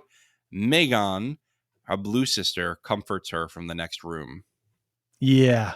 The pouring out of the water was just a great way to end this scene. Just the brutality, the inhumanity. It was it had a punch. It was good. Yeah. How was she eating this whole time? I don't know. Because she can't touch anything she thinks is a weapon. Right. Does Well, that can I include kill you a with plate? a banana? Yeah, maybe they just don't give her a plate. Maybe just like throw slop on the floor. Right. Not great to Anyway. think about. No. Yeah. How did she survive this time? I don't know. But anyway, the point is Good enough. she's in a terrible situation. Let's hope Yeah. she gets out soon. And for now, that's the end of the episode. Yeah, that was a rough one. Sure was. A good one, but a rough one. Yes, good and a great rough writing way. about terrible events. Yes, exactly. All right, David, time for some feedback. Yes, we have 2 emails. Would you like to lead us through them? Sure, I can do that. Joe K is first up from Germany. Says, hey there, Lorehounds. This is Joe writing from Germany. Been listening to you guys since you guys linked up with Bald Move. Thanks for the content that helps reflecting my own thoughts while watching the episodes. I got to say that I really enjoyed having a non-reader and a versed reader. Great format. I myself am somewhere in the middle, having read the first 3 books and then jumping onto the series now. Yeah, I think this idea that we have, and then with Elysia, I think really rounds out the full coverage. And so for a show like this, I think you're right, Joe. It's nice for us to have a full spectrum response. So there's so much going on. It's a lot. Right. All right, Joe continues. First off, enjoyed your small conversation on white asparagus. We got so much feedback about white. People were messaging on the Discord. Yeah. It was white asparagus. It's the new thing. It is. It's the new old thing. It's been around. As a German, I never really thought about the fact that seemingly white asparagus is somewhat quote unquote regional thing, but you guys were on point comparing it to pumpkin season. It's all over the supermarkets once it comes around. And it is a real treat. You can safely call it a delicacy. And it tastes different from the green asparagus. If you have a chance, try it. Yeah, people in France, people in, Elysia was saying in the Netherlands. So yeah, it's a big thing. It'll be interesting to see if eventually comes to the United States in any significant way. Yeah, I got to say, I have 2 small kids and I'm not leaving the continent anytime soon. But when I do eventually leave the continent again, and Germany's on my list of places to visit, I will definitely seek this out. You could grow it yourself. You just got to keep covering the sprouts up until as they grow. That's all. I won't be covering sprouts as long as we're covering all these shows. It's true. All right. Joe continues. I enjoyed the season way more. I enjoyed season 2 this season. That's all right. The second season is what he's saying. Than season 1. One thing I wanted to point out that I really struggle with some of the actors' performances. Mainly everyone is great, especially Moiraine, Ishamael, and others are really showing up. Having said that, I can't enjoy Egwene's actress. She kills every scene for me in a negative sense. Oh, that's sorry. Her e.g. her grievance scene with Matt watching. Also, Rand and Perrin are real problems for me. I understand that these are supposed to be teenagers growing into adults in this harsh world, but I barely shake my discontent with the acting. Would love to hear your thoughts regarding my criticisms on the performances. Anyway, keep on going on. Bye, Joe. Thanks, Joe, for writing in. We appreciate hearing from across the way. John, thoughts on performances? I think if you don't like Egwene after this episode, which you didn't see before you wrote this, Joe, if you don't like Egwene after this episode, you're not going to like her. Because I think this is one of her best performances so far. I think it's horrific, but I think she's really nailing the emotion. She sells the physical acting. Yep. So I hope you do enjoy it, and I hope you'll write in to let us know if you do. Rand and Perrin, I think you're just gonna have to stick with it for a little longer. I too am bothered by mostly Perrin, but a little bit Rand and their mopiness, but it's part of their arcs, right? It's part of them. It's not just teenagers growing into adults in the harsh world. It's teenagers with permanent changes to their bodies in the form of one going mad and one turning into a wolf, having to deal with that on top of growing up in a harsh world, right? It's Ren is afraid he's going to kill everyone he's ever loved, and that's horrible.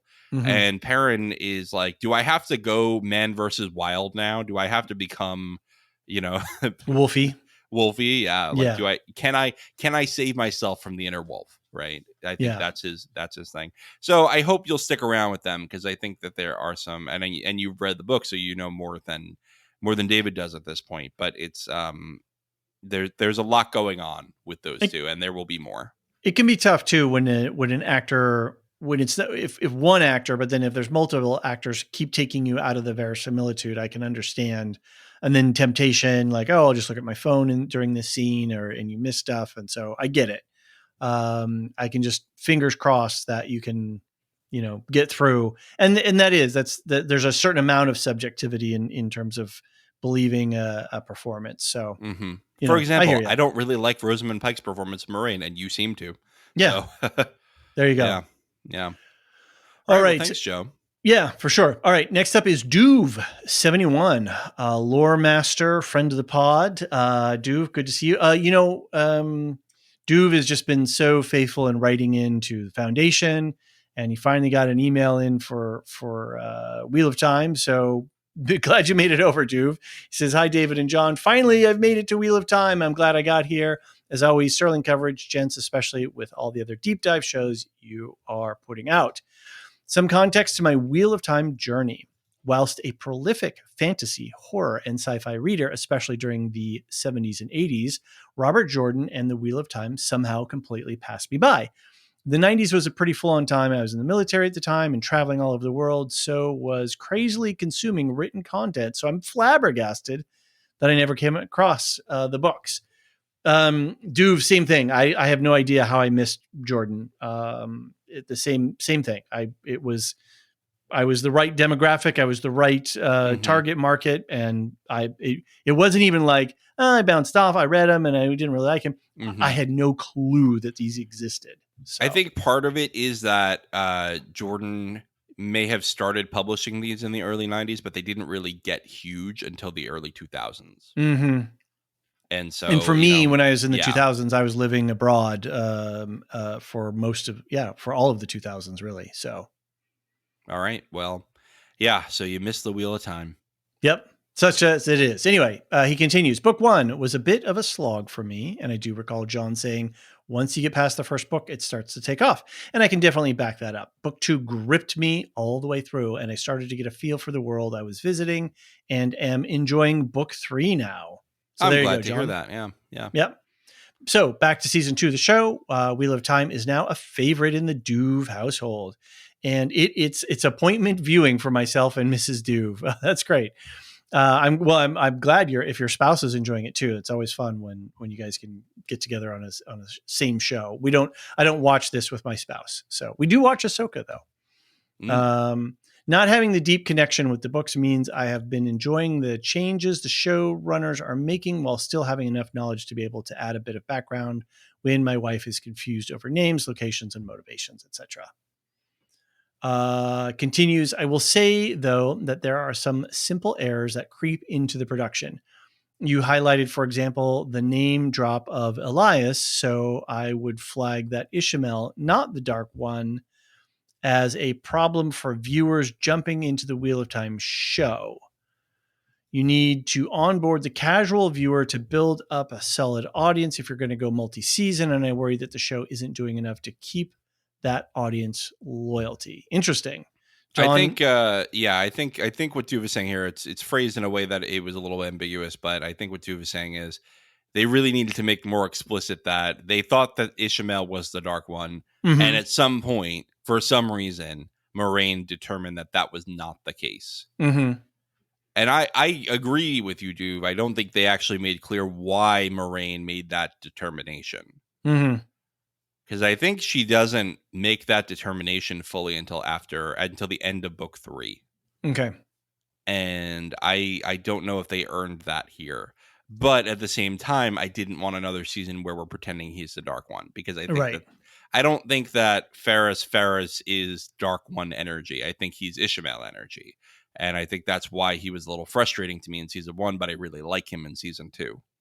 I think for me, if going into a season 3, and then they're going, oh, Ishamel's not really the dark one, I'd be a little bit maybe A little upset, betrayed. Yeah. So I'm happy that it was a quick turn. Like, you don't want to keep those. We've been burned before by other shows, and you don't want to. You don't want to play unfair with folks. I mean, I know David Goyer, the showrunner for Foundation, has talked a lot about that. Is how far can we go with certain of these things?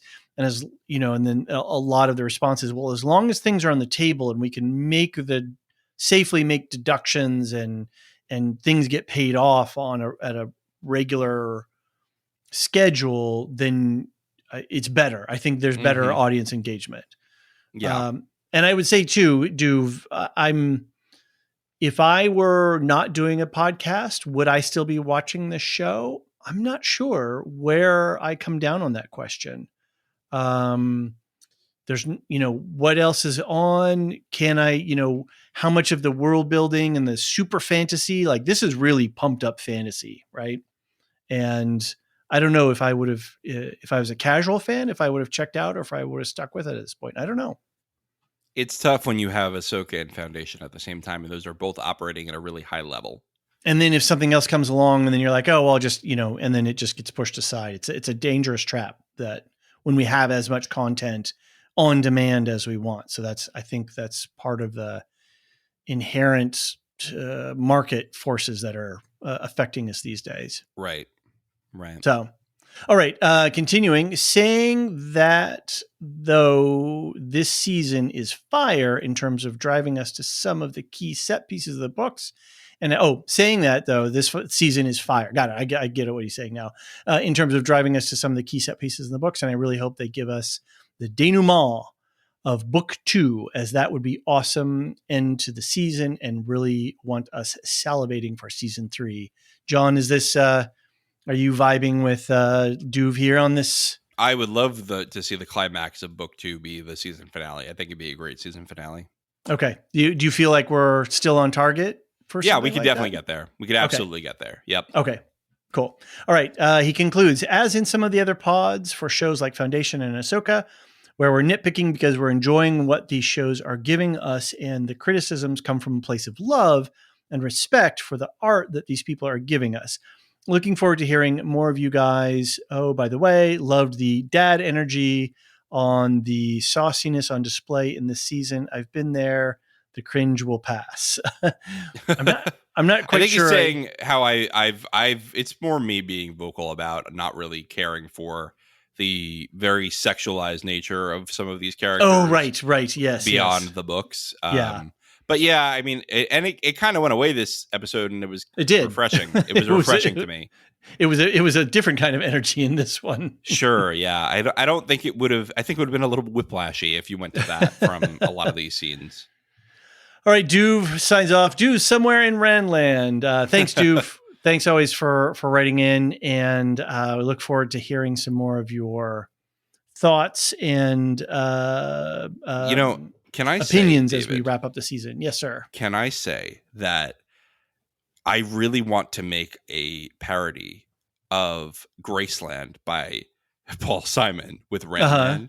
But Paul Simon is the most litigious of all musicians, and I just don't want to go near any of his music. Okay. So I want everyone to know that I would have done that. And you can don't write to Paul Simon. Don't write to Paul Simon. Don't even put us on his radar.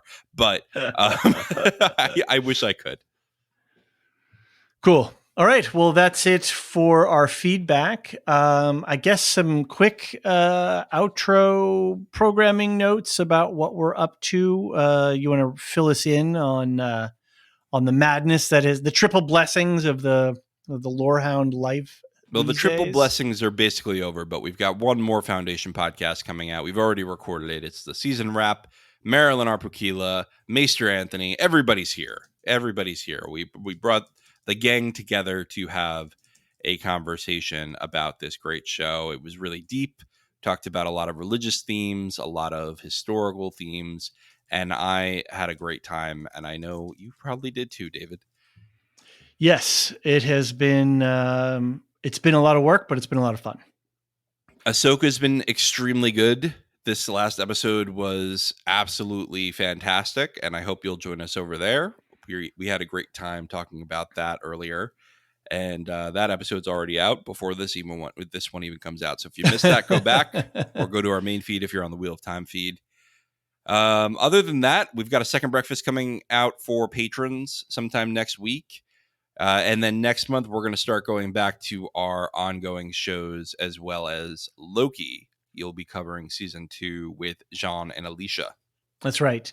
And if you're not a Patreon subscriber and you're curious about what the second breakfast thing is, John and I talk about life a little bit. We talk about some things that we're watching that we're not podcasting about.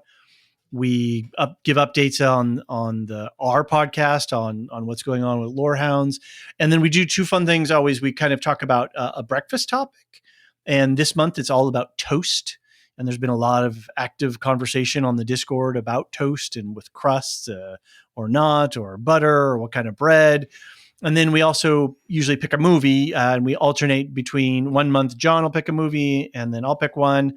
But we have these running lists, and then the Patreons get to vote on the final 3, and then we watch that and then we talk about it on the podcast. So it's a lot of fun. It's a lot of fun Patreon interaction. So if you're looking for a reason to subscribe, that's yet another reason. Yeah, we've got free trials now. So if you just want to go check out some second breakfast, see if it's for you, then head on over there. You can get a 7-day free trial right now. However, there's a lot of people without free trials who are our $10 lore masters who contribute our top tier, and they keep our wheel turning. I don't know. I was looking for something there. You're stretching. It's getting late now. So those are Samartian, Cyrus, Mark H, Michael G, Michelle E, David W, Brian P, Nick W, SC, Peter OH, Bettina W, Adam S, Nancy M, Lavinia T, Duve 71, Brian 8063, Frederick H, Sarah L, Gareth C, Eric F, Matthew M, Sarah M, DJ Miwa, Andra B, Kwang Yu, Laura G, Deadeye Jedi Bob, Nathan T, Alex V, and Aaron T. Woo! Yes. Thank you so much, everyone, for filling in all the gaps in the Wheel of Time. Indeed. And we appreciate all of our subscribers, no matter the level. It's great to have such a generous and supportive community around us. Mm-hmm. Again, there's the Discord. If you want to interact with other Lorehounds folks, always send us emails. Everybody gets in on the email game, on the feedback. So definitely let us know how you're enjoying or not enjoying the shows. But again, we really appreciate all of the support. It makes a big difference for us. Absolutely. Well, this was a great episode of TV, David. I had a great time talking to you about it, but there's one more person I've got to check in with. Indeed. I know we're going back in time here. So we recorded the White Tower segment first with Elysia, and I talked with her for about 40 minutes. So you are going to sign off here. I'm going to talk with Elysia for a little bit, and then we will go into our spoilers. But David, may the wheel be with you. I don't know. We're going somewhere. The wheel in the sky keeps on turning. There's a good. All right. You could do that song. You could do that. You could do a parody song with that. There you go. Okay. Well, have fun with Elysia. Ciao. Hello, Elysia Sedai, back at the White Tower. And John Sedai of the Brown Aja, because I refuse to gender this. Fair enough. David had to leave us, so we are just the two of us, but I figured let's get some spoiler-free thoughts out of the way before we hit the White Tower segment altogether. What'd you think, Elysia? Yeah, overall, I think this was a really powerful episode. I mean, it's like that darkest before he who comes with the dawn. Or as they say, in, the hero's journey parlance, like the dark night of the soul, or the all is lost moment. Right. But there's a couple bright spots, but there's one scene especially that I'm going to be replaying over and over again later because it just makes me smile. Okay. Which scene is that? We're before the spoilers, right? Oh, for the episode, before the spoilers. Yeah. Before the book spoilers, but no, yeah. Yes, you can still talk about the episode. Yeah. Yeah. Okay. It's the Rand and Matt reunion. Oh, that was great. Yeah. But I also had in the back of my head the whole time, okay, but this is a setup. Yeah, but I'm glad that Min came clean, and I didn't like Matt ducking out. I'm really hoping that next week is just going to be the messiest possible wedding where all the Aes Sedai are there. We've got, Matt and Min crashing. We've got Lanfear crashing. Yeah. Man, that sounds great, actually. I didn't even think about that, so that sounds really fun. Yeah, fingers Um, crossed. I think, yeah, but in any case, they're earning the finale. What do you think?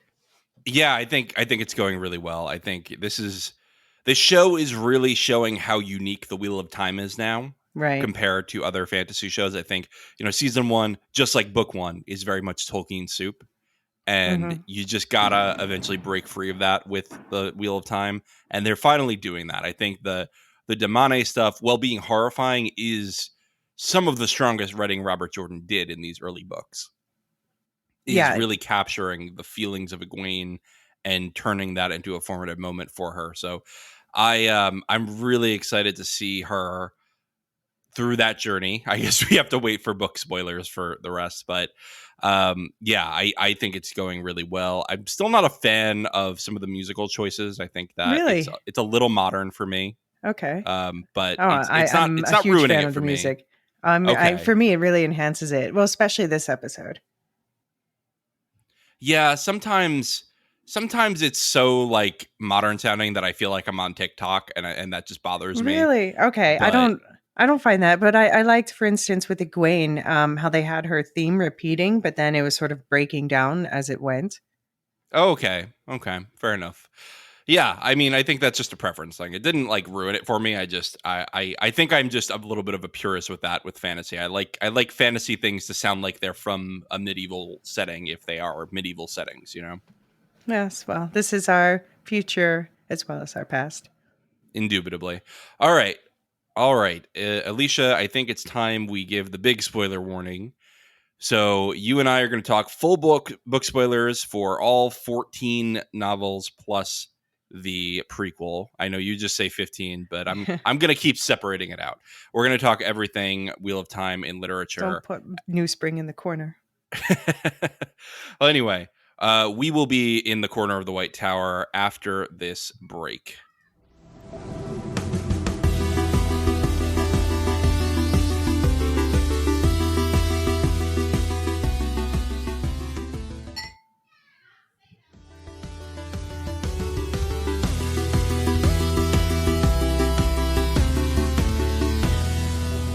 And we're back. One more warning. We are talking full book spoilers down to the last moment in the series. So please, if you have not read the books, if you don't want to be spoiled, turn off the podcast. We got plenty of other shows going on. But if you're here for the spoilers, welcome to the White Tower. Elysia, what's first on the agenda today? Well, I mean, I think the soul of this episode was the Shan Chen and especially Egwene's journey, which, by the way, she kept her name. She wasn't called Thule. What did you think of that change? Oh, I actually forgot about the Thule name, honestly, because I remembered that, Rena originally goes, yeah, you can keep your name. And Thule was after she was resistant about everything, right? So you think Thule's coming later? I don't know, because she kind of purposefully said, you can keep it. And I just figured that it was throwing the new audience a bone. They're like, okay, we're not going to make you learn yet another name that you only need to remember for like 2 episodes for this character. Lanfear Celine, whoever she is. Well, okay, that had more of a plot reason. Yeah, I know. Yeah, but I think that's right. I think it's good that they are keeping it a little bit simplified on you only have to remember this many names. Yeah, because it's easy to get out of control, as David would say. Right. I Um, see your notes talking about Rena being excellent. yes, I thought, yeah, that she really nailed that mix of where she's like, I'm the nice one until and then she beats her. What did you think? Yeah, I thought it was great. I mean, in the book, the most apt description was Egwene realizes she's being talked to like a dog who obeyed. Right. And that was when she says good girl. I was like, Yeah. oh boy, that is right on point. They are nailing it. Rena has huge eyes, by the way. Like I could not believe how big her eyes were. Yes, well, I But mean, yeah, there's a lot of thirst after the actor Zelia Menace Jones. yeah, she's playing her really well. I can't tell the accent. It doesn't sound quite American, but it sounds like she's trying to be American. Where's she from? Do you know? Yeah. I was pretty sure that the actor that they are American, but I don't really know. Um, but I know, yeah, that everyone in the cast was told to pick any American accent, basically. All right. Well, good job, Rena. Yeah, and Rena also brings up that the Edam was invented by an Aes Sedai, which is true, but not one in the books. It's not one of the White Tower. It's one who was in Shanchan already, who was, who grew up there, and there they Right. enslaved each other, basically. Right. Well, Um, actually, so, because did any Aes Sedai go over with Luther Pendrag? I mean, probably. I honestly I'm not certain. So if anyone Yeah. knows, please write in and tell us. Yeah, I Um don't know because I remember I was reading about this the other day because Jean asked from the MCU podcast. He asked, what's the deal? Did they conquer anyone when they went to this new continent? And it said on the wiki, and I completely forgot about this. I think it's put out there in later books that I just haven't reread recently. And it was said that there were kingdoms largely ruled by Aes Sedai. yes. But there were Aes Sedai before there was the White Tower. So I think you're right. This may be a Yes. change. Yes. Yeah, so I wonder if we're going to see more of that. I would love to see more of Shan Chan. I'd love to see more of Shar later. Yeah, just keep expanding the world. Yeah, Shara is probably the biggest wasted opportunity in the whole series. That and I think a little bit with the Sea Folk, but I think more in Shara because we get almost nothing with them, and then they just show up. Yeah, exactly. Yeah, and then I was really like, I eat up those chapters in the end where you learn about their culture because they tell us so little, and it's so intriguing because they're behind this wall of secrecy. Right, Um, exactly. but anyway, yeah. So it was Deanne Sedai who invented the Adam, just in case there's a Wheel of Time trivia night. But I like how they're taking their time with this whole Egwene's story. This is like just really pivotal in her story arc. Um, and I worried maybe they would rush through it too quickly because it's uncomfortable. But they're really showing like how it shows how strong she is, and also how cruel the Shanchan are, and just how you break someone down. Right, right. Especially the burn the tree. Yeah, Very m- cruel. Very made her very cruel. made her destroy the thing she loves. Yeah. Exactly. But it also was like, oh, she could barely purify water a minute ago, but she's pushed here and she can burn down a tree quickly. Yeah. Yeah, and she had her with, uh, "Did they tell you how special you are?" And I was like, if she had just added "in 1,000 years," then that would be it right there. Right, right. It's interesting because I think Egwene always felt second place, but now she's like, well, I'm now the big fish in the small pond here, within the Right, Shanjan. right, Yeah. exactly. Yeah. And now we also have the Dakoval showing up. We've got Ingtar planning the horn heist, so that should be coming. Hmm. But we still need. I know some people really want to hear more horn lore because they haven't told us much about like what it is and why it's so important. So I Yeah, hope I hope next episode they build it up more so that when it happens, it has more impact. I think that's right because David was asking me like, what does this horn even do? Like, why is this important? And Right. I think that they have done a disservice to not make that important yet because there's not as much tension around it. Right. Exactly. Yeah. But it was. What did you think of the tree singing? I thought it looked okay, and we have screeners which are not as HD, so I Mm-hmm. I could change my tune after I watch it on the big screen. But yeah, it looked fine to me. But the concept was really cool. I loved the sounds around it. I like the way that the tree singing sounded. And it was really kind of heartbreaking to hear Loyal give it his all and have the Shanchan just giggling about it. And what I really liked best was how they were impressed by it, but they had to Yeah. play off how they were just, mocking him. Right, especially the hostess, couldn't be overshone shown by her slave. Right, right. Surath was like, "Yeah, we're done. We're done." Okay. Yeah. Yeah, I mean, I think they are at least whether or not they're building up enough stake in the horn, which I hope that, they've been able to do within a single episode. They've been able to build a lot of attachment to ideas and Hmm. characters. So hopefully that's coming for the horn. But at the Right. very least, they've got people invested in wanting to kick the Shanchan's ass.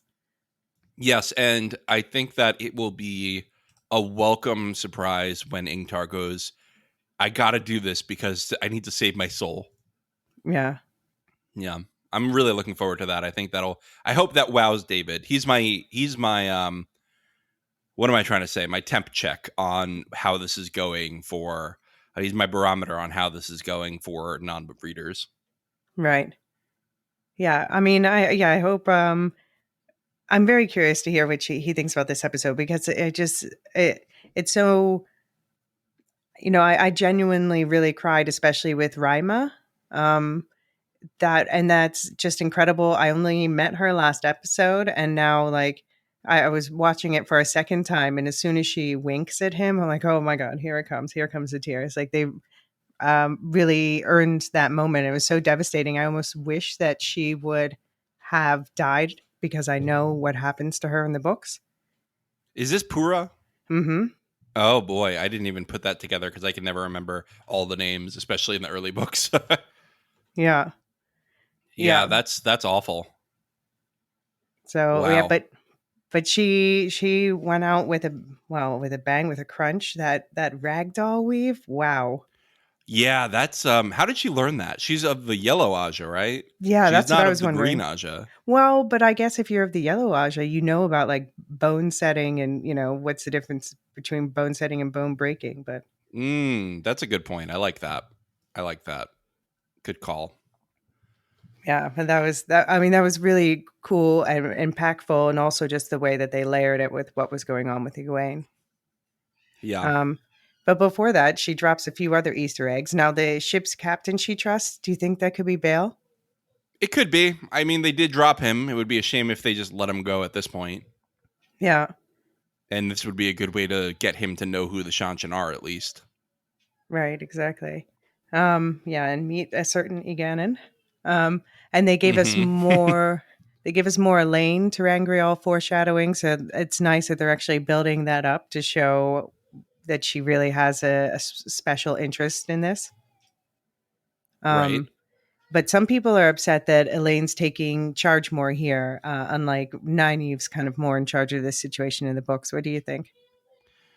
Um, I like it because it makes sense to me. I mean, Nynaeve is strong headed, but at this point in the show, we've seen her put all her faith into a terrible person, and I think I'd be pretty shaken up about my decision making after that. Right, and the whole experience in the arches too. Right. Yeah. I think she's rightfully despondent here a little bit. I mean, and she's still, she gives Elaine an attitude, right? She's like, maybe Right. I should be in charge. And Elaine's like, yeah, you got us here, lady. So I don't think so. But it's also Elaine needs to. Elaine may be a daughter heir, but she needs to earn Nynaeve's respect, and thereby earn the Right. audience's respect. And so it makes sense to let her step up a bit and prove herself. Right. Yeah. Especially, she wasn't in season 1 at all. We've got to Hmm. get to know this character a little bit. I think that's right. Yeah. And did you notice that Rima, she gave them 4 rings? I thought it Okay. was 3 when I saw it in the promos, but it seems to be 4. So I'm wondering if the fourth might be for Avienda, assuming that these will be the rings that the girls use to pretend to be Aes Sedai traveling. That'd be fun. That'd be fun. I see you labeled it the Wonder Girls travel rings. I finally started calling them the Wonder Girls in the last episode. I was like, you know what? I'm done saying Nynaeve and Elaine. Elaine Yeah, and it's Egwene. too many It's names. the Wonder Girls. Yeah. Okay, so the rings that we saw, there was a gray, a green, a blue, and then Rima's yellow. Who do you Mm-hmm. think? Which do you think gets which ring? Um, I think Egwene gets green. Mm-hmm. I think blue is maybe Nynaeve. No, but yellow is obviously Nynaeve. What am I saying? Gray is probably Avienda, or I think gray and blue are either Avienda or Elaine, and I can't decide which one. How about you? Yeah, I agree that it's those two for those two. I was actually just having a discussion with someone about whether whether Elaine was more of a gray or a blue, and I argued for blue. But Okay. out of the two of them, I feel like she's more of a gray than an Avienda. Yeah, I think both of them are willing to eschew rules when they see fit, but I kind of disagree with you because I think Avienda is really into the rules of Giotto. Okay, yeah, but do you think like she's a negotiator, a peacemaker? I guess, yeah. I mean, sure, when you're at the end of an Aiel spear, you're probably gonna sue for peace. Well, as a wise one later. Yeah. Yeah. But yeah, I guess you're right. Elaine does do plenty of negotiating in her Camelin plotline, in her Siege of Camelin plotline. Yeah. Yeah, no, I'm interested to see. And it's also why I don't mind if they're just like, "Oh, and since we're wearing these rings, these are the Ajas we want too." Right. Make Cool. make a gray important again. Um yeah, and I guess next episode we're going to see the reunion of friends Rima and Megan. Megan from Yeah. season Yeah. 1 went Yeah, to Megan, I recognized her only barely from that bath scene with Moraine when she's like, "Oh Mhm. yeah, you gotta stay here in the tower. Oh, welcome home, sister." How did she end up here? She said she was going to go investigate the ships in the west. And that's why Moraine had to Oh stay in the right, tower. Yeah. right. Well, good thing Moraine didn't get sent there. Yeah. Yeah. Although I don't know Um if Moraine would have gotten caught by these people. yeah, good. Yeah, that's a good point. And Megan, she becomes in the books, she becomes important in the Saladar plotline. So it's kind of interesting that now she has a reason to bond with Egwene. Okay, yeah, I like that. I like that. The tower split. I think that was one of the plot lines that dragged the most in the books, and I Yeah, hope I that they agree. figure out how to speed it up a little bit in this. Because it is at some points like yeah, condensed. It's a really good plot line, but it did go on for a bit long. Yeah, I do like it. I do like that there's a split, and it's rightfully so. People see that this was like an unjust thing with Swan, and they think the red is out of its fucking mind, which it is. Yeah. But yeah, I think it's just too long of like who's a dark friend, who's manipulating this. Mhm. It's just too much. Yeah, yeah. It is, you always say about Star Wars, it's like poetry, it rhymes. Well, yeah, The Wheel of Time is definitely a rhyming poem as well. It is. It is. It literally starts with the same words every single time. Yeah. So, what else we got here? I see Forsaken and Black Aja business. Yeah. Oh, but I wanted to point out an Easter egg that we didn't mention when it comes to the Damane. Did you notice that uh, the the woman who ran the hotel, they said that she was chasing her granddaughter, who was actually Okay. we saw the one being taken in episode 3 Right. by Right. Miri, the other. So I'm wondering if they're all going to show up in the kennels next week too. Is there going to be a Damane uprising? Yeah, exactly. And will there be an Elysia, the most Right. powerful Damane? I was gonna say I do like Olivia, but I don't know if now's the time. Yeah. Well, especially with Egwene being the most powerful, they keep emphasizing. So I Oh, guess true. Yeah, they probably wouldn't have been there. R.I.P. Olivia. Which, to be fair, yeah, I understand. Um, but yeah, what did you think of the temple to the Forsaken? It was fine. It was too dark. I could barely see it, Yeah, but night it was shots in fine. general. Yeah, I think it was yeah, more of a plot device than a cool visual, which is fine. They're all Lan. Tell us the truth, Lan. I mean, they really corner Lan compared to the others, to but compared to then Moraine. when I watch a second time, it is kind of funny how Lan keeps saying like the most suspicious things without realizing it. Yeah, I think he's just the quiet man, and he doesn't want to tell anybody anything. And I think he also considers himself loyal to Moraine, and Mm-hmm. Moraine has been very clear: nobody can know about this, not even the other sisters. I don't trust them, and I Yeah. don't think she knows if she can trust Alana yet. Do you think Do you think that that's what Swan called them all there for? That they're gonna like announce that he's the dragon? Ooh, good question. Do you think that here's another question? I'm going to ask you a follow up because I don't have an answer to that. Is do you think that they will make Alana a dark friend in the show because they kind of left it ambiguous in the book? um, I don't think so. I think that there will be enough, but they're going to make.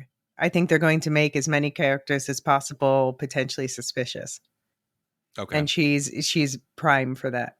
right. Because I mean, I don't even know by the end of the books if she's a dark friend. I think it's possible that she's not because she does release Rand's bond. I always assumed that it was pretty clear that she wasn't, considering how things ended up with her. Like she was loyal to him, and that led to she sacrificed herself basically. But yeah, I'm glad that I think they showed that they are going to do the plot line with her and the forced bonding. Yes, I think that I was surprised she didn't do it to Lan right there. Yeah, exactly. And but the other thing I was wondering about, the council that Swan called is, do you think it could be, because she said 14? Now I wasn't sure whether that included Moraine or not, but then it would be like Moraine and 13, and could that be an unshielding thing circle? Ooh, maybe, but didn't they change the number in the show? They said it takes 8 Aes Yeah. Sedai in the Yeah, show. they did, which makes sense because it's the same as the number they're repeating for the Forsaken and everything. But I don't Right. know. Which is Just fine. That's fine. Yeah, but it's just a desperate thought. I just really want them to end the shielding plot. I know. I'm exhausted by it. And I'm sure Rosamund Pike is tired of being an asshole. Yeah. I gotta say, this episode really made me dislike Moraine even more. But by the end, she apologized and she ate some humble pie. Yeah. But does she have to come out of the gate swinging every single time? I know is who she is. What is it? Swan called her pufferfish. That's funny. That's funny. Yeah, I forgot about that. I'm so glad that Lan's back in the picture. And I was like, no, don't let Rand leave the city. We need a little Lan and Rand sword work now. I know. I think I've said in a chat with you and David that like Lan definitely encourages Rand's toxic masculinity problems in the books. Mm-hmm. And I wonder if they're going to downplay that in the show because Lan seems to be a little bit healthier in the show. Yeah, but then he's got that low gain exposure to take care of that. Oh, right, okay. Duty is like duty is heavier than iron or whatever it is. I don't remember. Yeah. Death is light as a feather. Yeah. But I am still I like that Logain and Lanfear are like kind of being teachers, but I still believe that Asmodean's gonna show up later.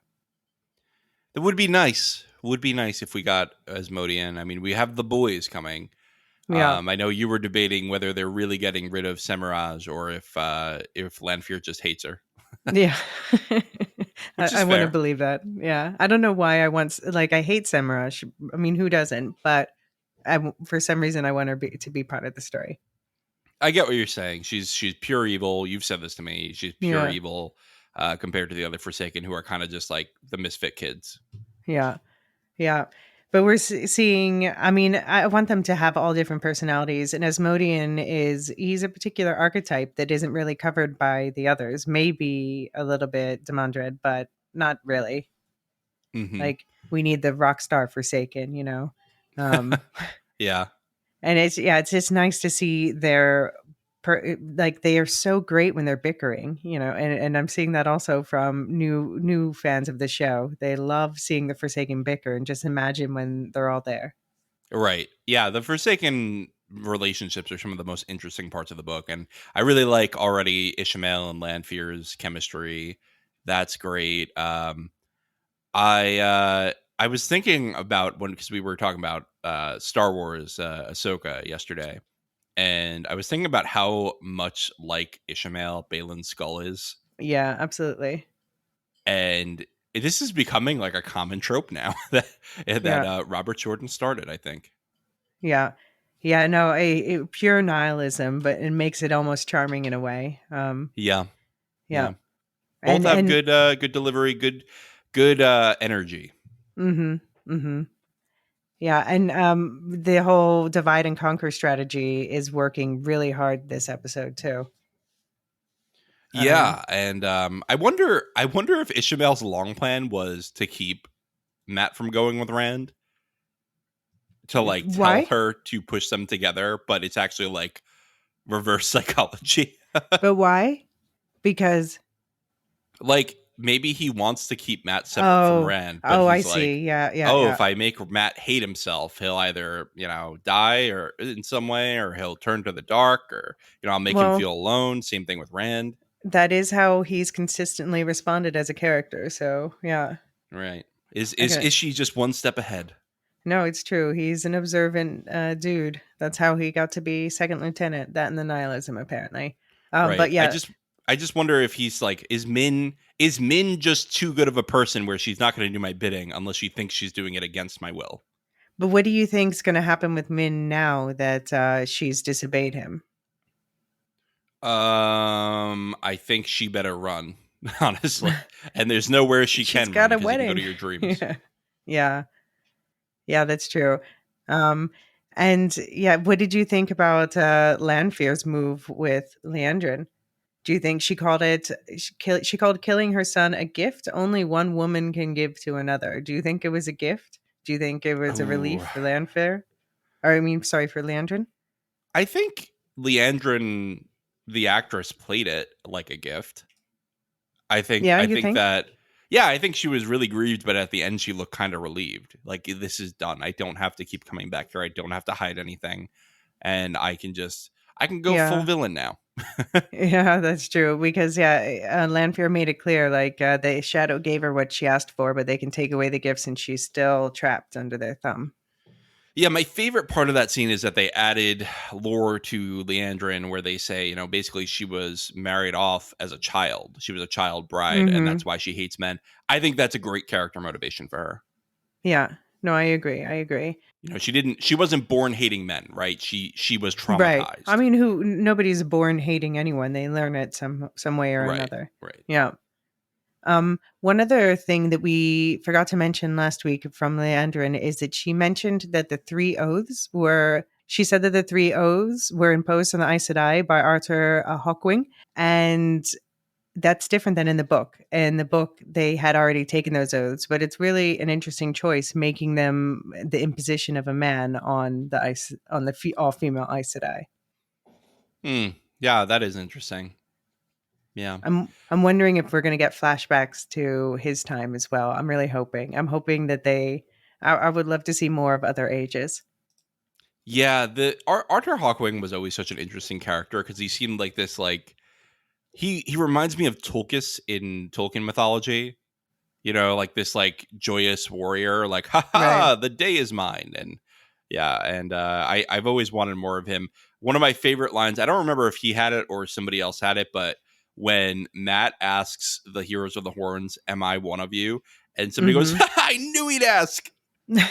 That's like one of my favorite. That was one of my biggest laughs in the whole series, honestly. Yeah.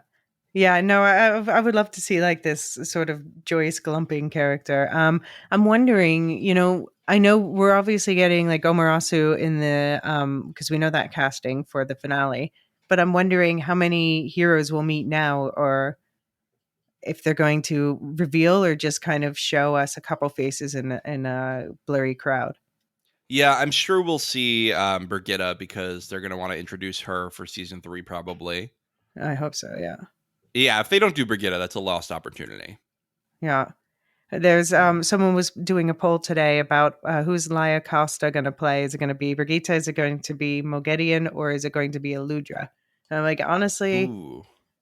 I would be down with any of them. But I guess less so Brigitte. She's not really Brigitte, but she'd be a perfect Eludra or Okay. Mogedion. Are we gonna get Eludra this season though? I feel like we're well, actually maybe because we're gonna have the wedding. I'm sure there's gonna be I mean, fireworks there. yeah, I'm sure there will be at least a tease of fireworks, but I would love there to be some, chaotic explosion involving someone helping them quickly escape. But I don't know. I'm not holding my breath for it. Yeah. Yeah, agreed. And Especially considering they emphasize that Leandrin's son is Eludren, so that becomes why did they confusing. do that? I don't know. That's like, I understand Robert Jordan maybe would have done that anyway, Right. but you don't have to create more of the problem. Yeah. Don't double down on the problem. Yeah. Right. Right. Yeah, it does. It does almost seem like a tease for because Eluja's a fan favorite character, which I can understand that some of those are going to get cut, but then you don't just give this a similar name to a totally different character anyway. Right. Who dies Um, within like 3 episodes of his introduction. right, right. Well, I mean, he had an impact, but yeah, I breathed Right. very well in bed. Right. um, so yeah, we also got some more tar. Do you think Rand is kind of like triggering Egwene's dreaming? Maybe, I don't know. I that felt like him going into her dream. Yeah, but do you think, just her becoming aware that it's possible, maybe he kind of kicked that off, which I don't know, Yeah, I kind maybe of she like it. starts seeking him in her Right, dreams. right, exactly. Okay. I like this idea. Good work. Yeah, I mean, because I like it because it emphasizes their connection and also, shows he is something special. He's not himself the dreamer like that she is, but he's the dragon reborn. Right. Yeah. Well, and although I think that was more Lanfear doing that, but yeah. Well, yeah. And yeah, and I do like that they are showing that they still have a bond. We didn't get the whole. I don't think we got the whole line. Remind me if we did, but I don't think we got the whole line with Min going, you're not for her and she's not for you, not the way you Yeah, want in season 1. And I always liked that because that set me up to have expectations for these people.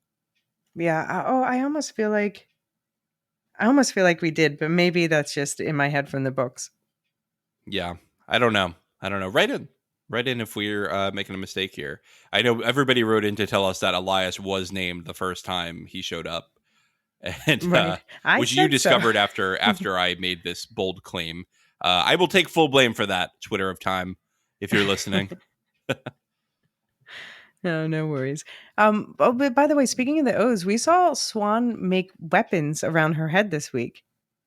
I guess Oh that's yeah, just an oversight, I think, right? That's not saying anything. maybe. Yeah. That could be, or maybe it's just like they're not a weapon until you use them, right? Yeah, yeah, maybe. Yeah, because I mean, you're allowed to defend yourself, but it just says make no weapon with which someone may kill someone else. But maybe it's a gray Well, area with when which a it's man can kill someone else. yeah. Well, in the show, they say with which a person. Oh, okay. Okay. So they changed it to remove the loophole. Yeah, yeah. Um, But yeah, no, I don't think that she's actually a dark friend, but I do think Barthanas is, or do you think some people are saying maybe Anver is this time, or maybe both of them? What do you think? I was leaning towards just Barthanas until this episode, and now I kind of think both, Yeah, because I kind of think that um this whole "you were right as always, mother" was him basically saying like, you're right, we can't get to her through nice games, we'll have to go to her through tough love. yeah. I guess I'm kind of hoping that she's not, just because I think it's more interesting if she's just kind of a bitchy noble lady, and it's her nice son who's just so likable, so devastatingly likable that it's going to be he did the wrong thing for the right reasons. We've heard compulsion be mentioned in this season. Do you think maybe the queen is being compelled, is under Oh, compulsion to marry him, it would be interesting to see what that looks like. and see like Moraine recognizing it or something like that?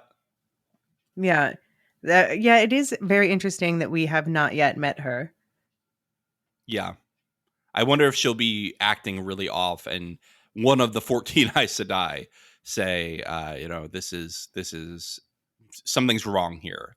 I'm sensing something around her. All right, yeah, that would be really cool. I would be into that.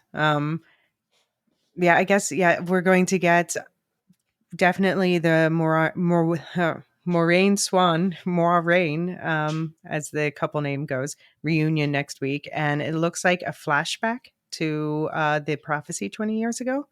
Ooh, that'd be cool. That'd be cool. So I'm wondering if, it's been proposed by others, and I was like, I really want Haley Mills to be a wise one, but maybe she's going to be Katara. That would be a good casting, I think.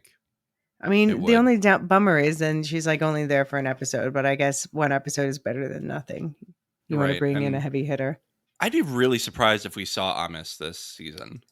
Yeah.